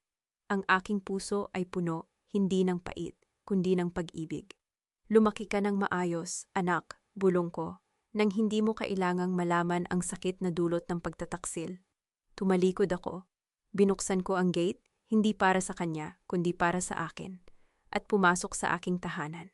Ang gate ay sumara sa likod ko. Ang tunog ng metal ay isang pangwakas na pahayag. Hindi ako lumingon, hindi ko na kailangan. Dinala ko si Lucas sa loob. Ang aming tahanan ay tahimik at mainit. Ang mga litrato sa dingding, ang aking ama, ang aking ina, ang aking mga kaibigan, ay ngumingiti sa akin. Ang bahay na ito ay hindi na lamang isang istruktura. Ito ay ang aking simula. Umupo ako sa sofa. Si Lucas ay nakahiga sa aking kandungan. Ang kanyang mga mata ay kumikislap. Ang kanyang bibig ay ngumingiti ng walang ngipin. Lucas, Bulong ko. Ang aking mga daliri ay humahaplos sa kanyang pisngi. Ito ang ating tahanan, at walang sinuman ang makakakuha nito sa atin. Ang kanyang maliit na kamay ay humawak sa aking daliri. Ang kanyang mga mata ay puno ng tiwala. Sa sandaling iyon, alam ko, hindi ako naghiganti sa pamamagitan ng pagwasak. Naghiganti ako sa pamamagitan ng pagprotekta, sa pamamagitan ng pagtatayo, sa pamamagitan ng pagpili ng buhay, ng pag-ibig, ng tahanan. Sa labas, ang gate ay nanatiling sarado. Sa loob, ang aming buhay ay nagsisimula. Isang taon na ang lumipas. Ang alarm clock ko ay tumunog ng 4:00 ng umaga. Ang parehong oras na dati kong ginigising ang sarili para sa maintenance inspections. Pero ngayon, iba na ang dahilan. Bumangon ako ng may ngiti, hindi ng pagod. Si Lucas ay gising na. Nakahiga sa kanyang crib. Ang mga mata ay naghahanap sa akin. 3 buwan pa lang siya noon nang matapos ang lahat. Ngayon, isang taong gulang na siya. Lumalakad na. Nagkakamali-mali pang magsalita. At ang kanyang mga ngiti ay parang araw sa madilim kong mga araw. Magandang umaga, baby, bulong ko. Binuhat siya at hinalikan ang kanyang pisngi. Ang kanyang maliit na kamay ay humawak sa aking buhok. Humila ng mahina. Ang araw na ito ang una kong araw pabalik sa trabaho. Hindi bilang lead inspector, kundi bilang senior inspector. Mas mataas na posisyon. Mas malaking responsibilidad. At sa unang pagkakataon sa mahabang panahon, hindi ako natatakot. Dinala ko si Lucas sa daycare, malapit sa airport. Ang lugar ay maliit ngunit malinis. Puno ng mga bata na tumatakbo at naglalaro. Ang guro, isang matandang babae na nagngangalang Aling Nena, ay ngumiti sa akin. Doktora Andrea, huwag kang mag-alala. Aalagaan namin si Miguel. Miguel, ang pangalan ng aking ama. Ibinigay ko ito kay Lucas bilang kanyang pangalawang pangalan, isang paraan upang dalhin ang alaala ng aking ama sa bawat hakbang ng aming bagong buhay. Mommy, sabi ni Lucas, ang kanyang mga labi ay pumipiglas sa salita. Mommy, tumawa ako. Ang aking mga mata ay napuno ng luha. Oo, anak, Mommy. Ang unang araw sa trabaho ay parang pag-uwi sa isang tahanan na matagal kong hindi nakita. Ang mga kasamahan ko, sina Engineer Cruz, Mang Tony, ang mga bagong mukha ay ngumiti sa akin. Ang aking opisina ay inayos, mas maluwag, mas maliwanag. Sa dingding, may bagong plaka. Senior Inspector Andrea de la Cruz Mendoza. Mendoza. Iniisip ko kung dapat ko bang alisin ang apelido, pero naisip ko hindi ko kailangan. Ang pangalang iyon ay hindi na kay Carlos. Ito ay akin na. Aking pinili, aking dinala, aking binigyang kahulugan. Sa tanghali, habang kumakain ako sa airport cafeteria, nakita ko ang isang pamilyar na mukha.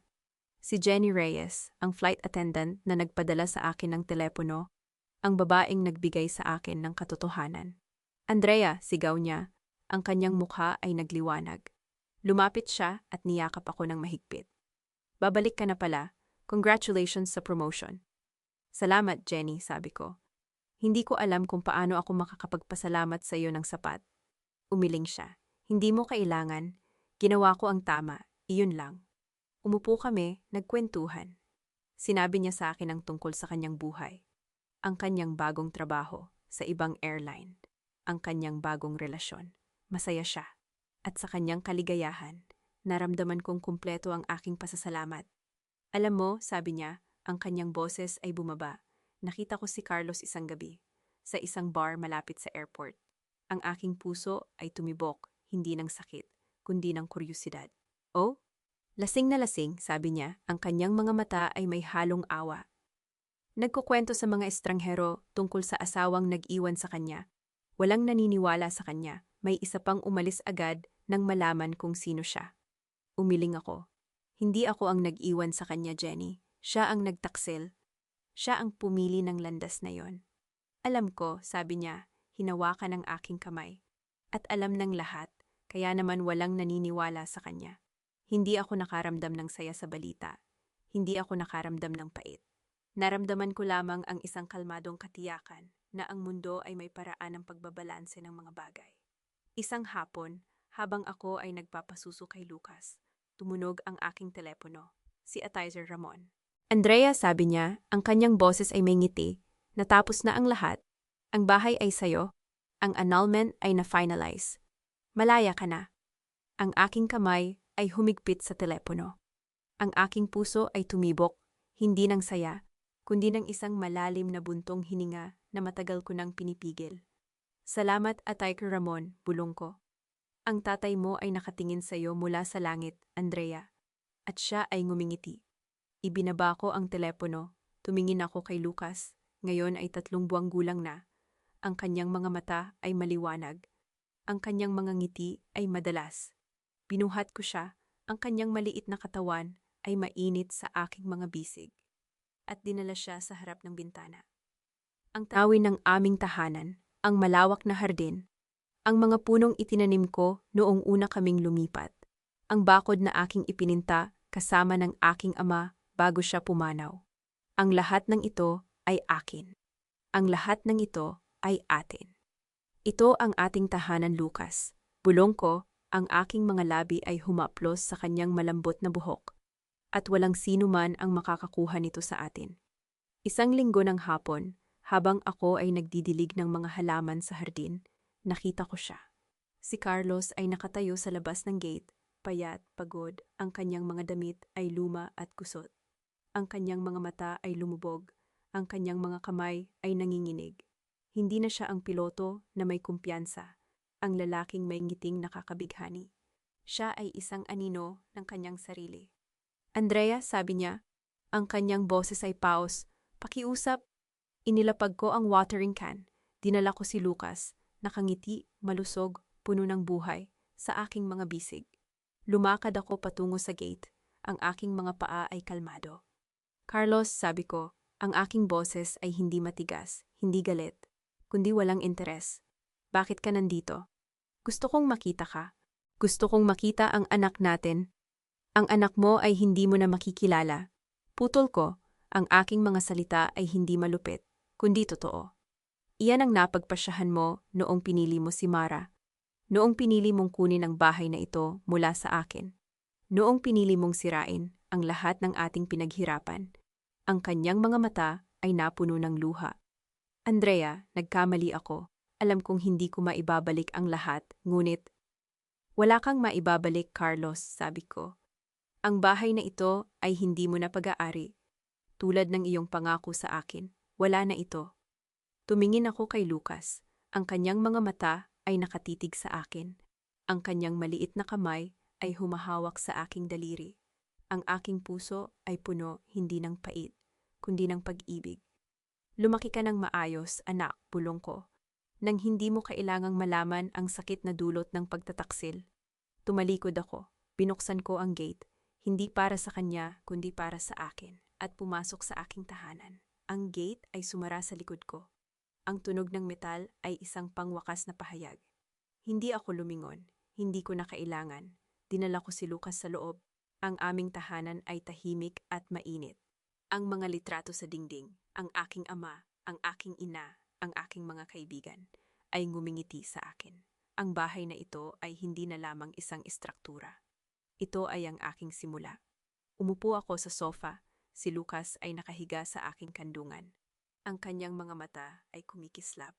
Ang kanyang bibig ay ngumingiti ng walang ngipin. Lucas, bulong ko, ang aking mga daliri ay humahaplos sa kanyang pisngi. Ito ang ating tahanan at walang sinuman ang makakakuha nito sa atin. Ang kanyang maliit na kamay ay humawak sa aking daliri. Ang kanyang mga mata ay puno ng tiwala. Sa sandaling iyon, alam ko, hindi ako naghigante sa pamamagitan ng pagwasak. Naghiganti ako sa pamamagitan ng pagprotekta, sa pamamagitan ng pagtatayo, sa pamamagitan ng pagpili ng buhay, ng pag-ibig, ng tahanan.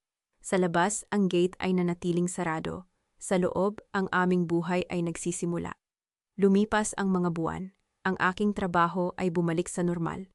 Ang mga inspeksyon, ang mga ulat, ang mga pagpupulong. Ngunit ang normal na ito ay iba, mas magaan, mas malaya. Si Lucas ay lumalaki, nang mabilis. Sa kanyang unang kaarawan, naghanda ako ng maliit na salusalo sa bahay. Si Jenny, si Atroyon Ramon, ilang mga kapitbahay at mga kaibigan mula sa trabaho.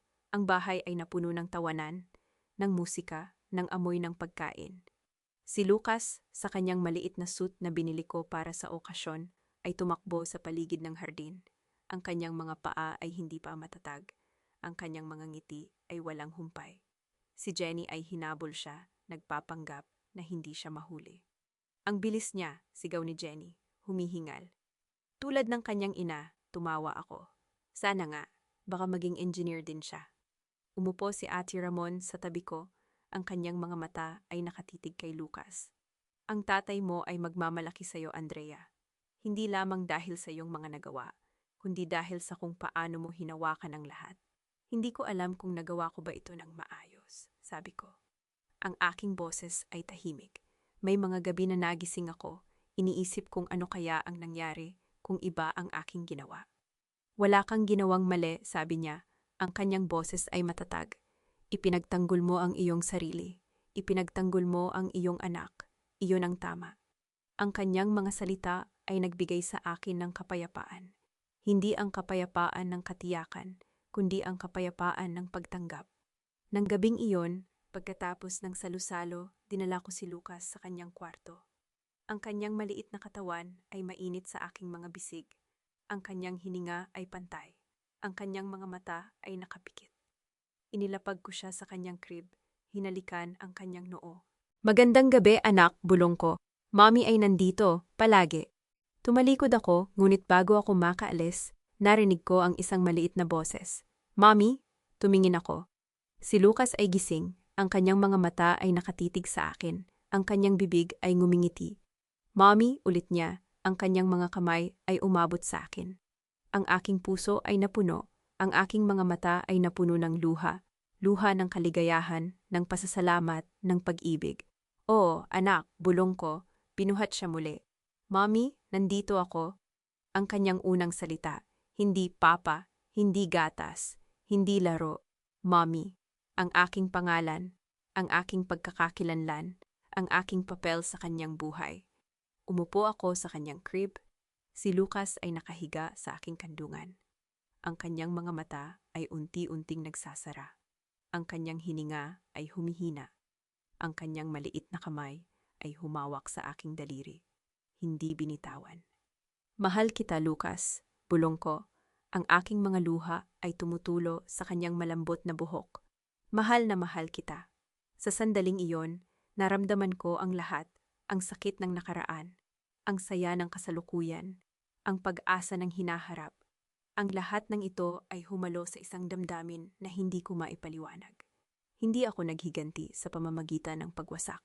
Naghiganti ako sa pamamagitan ng pagprotekta, sa pamamagitan ng pagtatayo, sa pamamagitan ng pagpili ng buhay, ng pag-ibig, ng tahanan. At sa pagpili na iyon, natagpuan ko ang aking sarili. Isang gabi, habang ang araw ay lumulubog sa likod ng mga puno, umupo ako sa hagdan ng aming tahanan kasama si Lucas. Ang kanyang maliit na katawan ay nakaupo sa aking kandungan. Ang kanyang mga mata ay nakatitig sa kalangitan na nagbabago ng kulay, mula sa asul, tungo sa orange, tungo sa pula. Mommy, sabi niya, ang kanyang daliri ay nakaturo sa langit. Bituin, ngumiti ako. Oo, anak, bituin. Ang unang bituin ng gabi ay kumikislap sa itaas. Tumingin ako dito, ang aking puso ay tahimik. Alam mo, Lucas, bulong ko, ang aking mga labi ay humaplos sa kanyang buhok. Ang bahay na ito ay hindi lamang isang bahay. Ito ay ang ating tahanan, ang ating tagumpay, ang ating kinabukasan. Ang kanyang maliit na kamay ay humawak sa aking pisngi. Ang kanyang mga mata ay nakatitig sa akin. Ngumiti siya, ang kanyang walang ngipin, na ngiti na nagpapawala ng lahat ng aking pagod. Mommy, sabi niya, ang kanyang boses ay puno ng pagmamahal. Tumingin ako sa langit, ang mga bituin ay unti-unting lumilitaw. Ang aking ama, ang aking ina, ang lahat ng mga taong minahal ko at nawala. Sila ay nariyan, nakatingin sa akin, ngumingiti. Nagawa natin, baby, bulong ko. Ang aking mga luha ay maligaya. Nagawa natin. Ang kwento ay hindi tungkol sa paghihiganti. Ito ay tungkol sa pagprotekta sa mahalaga. Tungkol sa pagpili ng buhay, ng pag-ibig, ng tahanan, tungkol sa pagtayo sa sariling mga paa, kahit na ang mundo ay gumuho sa paligid mo, at sa hagdan ng aming tahanan, kasama ang aking anak sa aking mga bisig, pinapanood ang paglubog ng araw. Alam ko, ang lahat ng sakit, lahat ng pagsubok, lahat ng luha, ay humantong sa sandaling ito. Ang sandali ng kapayapaan, ang sandali ng tagumpay, ang sandali ng pag-asa. Si Lucas ay nakatulog sa aking kandungan. Ang kanyang maliit na katawan ay mainit at ligtas. Hinalikan ko ang kanyang noo. Ang kanyang mga mata ay kumikislap sa kanyang pagtulog. Magandang gabi, anak, bulong ko. Bukas, isang bagong araw. At tayo ay nandito, magkasama, ligtas, tahanan. Ang mga bituin ay kumikislap sa itaas. Ang hangin ay malamig at presko. Ang mundo ay tahimik, mapayapa, puno ng posibilidad. At sa sandaling iyon, alam ko, hindi ito ang katapusan. Ito ay simula pa lamang. Mga mahal kong tagapakinig, narating na natin ang dulo ng mahabang paglalakbay na ito. Naiwan tayong kasama si Andrea at si Lucas, nakaupo sa hagdan ng kanilang tahanan. Pinagmamasdan ang paglubog ng araw. May kakaibang kapayapaan sa eksenang iyon, hindi ang kapayapaan ng nakalimot, kundi ang kapayapaan ng isang babaeng nakabangon mula sa pagkakadapa at natutong tumayo ng mag-isa. Maraming beses akong napahinto habang isinusulat ang kwentong ito, lalo na sa eksena ng baby shower, noong inihayag ni Andrea ang lahat ng ebidensya sa harap ng mga panauhin. Habang sinusulat ko ang mga linyang iyon, naisip ko, gaano ba talaga natin kakilala ang taong pinakasalan natin? Hindi ko masasabing totoo ang kwentong ito, ngunit habang binubuo ko ang karakter ni Andrea, naramdaman ko ang bigat ng kanyang dinadala. Ang isang babaeng nagbuwis ng 6 na taon, 3 taon ng IVF, at hindi mabilang na mga gabing pagod na pagod mula sa trabaho para lamang malaman na ang taong pinagkakatiwalaan niya ay may ibang plano pala para sa kanilang tahanan. May isang bagay akong napagtanto habang isinusulat ang kwentong ito. Madalas nating iniisip na ang pag-ibig ay sapat na upang protektahan tayo. Ngunit ang totoo, ang pag-ibig ay hindi kalasag. Ang pag-ibig ay isang desisyon na ginagawa araw-araw. Hindi lamang ng puso, kundi ng isip at ng kilos. Si Andrea ay nagmahal ng buo, ngunit hindi niya ibinigay ang kanyang sarili ng buo. Itinago niya ang kanyang mga dokumento, naging alerto sa mga palatandaan. At higit sa lahat, hindi niya binaliwala ang kanyang kutob. Ang tahanan na iniligtas niya ay hindi lamang gawa sa semento at bakal. Ito ay gawa sa kanyang mga desisyon na protektahan ang kanyang sarili at ang kanyang anak. Sa bawat babaeng nakikinig sa kwentong ito, nais kong sabihin, ang pag-ibig ay hindi nangangahulugang isasara mo ang iyong mga mata sa katotohanan. Ang tunay na pagmamahal sa sarili ay ang pagiging handa. Hindi dahil naghihinala ka, kundi dahil mahalaga ka. Kung ikaw ang nasa kalagayan ni Andrea, ano ang gagawin mo? Haharapin mo ba si Carlos ng direkta sa una pa lamang? O gagawin mo rin ang kanyang ginawa? Maghintay, mag-ipon ng ebidensya, at humakbang lamang kapag handa ka na. Nais kong marinig ang iyong mga saloobin. Sa mga sandaling ito, habang pinakikinggan mo ang kwento, nasaan ka? Nagluluto ka ba sa kusina? Nagpapahinga pagkatapos ng mahabang araw sa trabaho? O baka naman may pinagdaraanan ka ring pagsubok sa iyong relasyon? Kung ganoon, nais kong malaman mo, hindi ka nag-iisa. May mga taong handang makinig sa iyo, at higit sa lahat, may lakas ka sa loob na hindi mo pa natutuklasan. Kung naging inspirasyon sa iyo ang kwento ni Andrea, huwag mong kalimutang i-like at i-share ang video na ito. Baka may kakilala kang nangangailangan ng ganitong paalala. Sana ay maging maayos ang iyong gabi, at sana ay lagi mong alalahanin na karapat-dapat kang ipaglaban, hindi lamang ng iba, kundi ng iyong sarili. Maging matapang, maging matalino. At higit sa lahat, huwag mong hayaang patayin ng sinuman ang ilaw sa iyong puso. Ang bahay na aking iniligtas, ang kwentong ito ay hango sa mga karanasan ng mga taong dumaan sa katulad na pagsubok, isang pagpupugay, sa lahat ng nakahanap ng lakas upang magsimula muli. Paalala lamang, ang mga tauhan at pangyayari ay likha ng malikhaing imahinasyon at hindi naglalayong manakit o manghusga ng sinuman. Ang kwentong ito ay isinulat para sa aliwan at maghatid ng positibong mensahe. Ito ay isang natatanging likha na may buong karapatang ari ng kanyang tagalikha, mangyaring huwag kopyahin o i-re-upload ng walang pahintulot.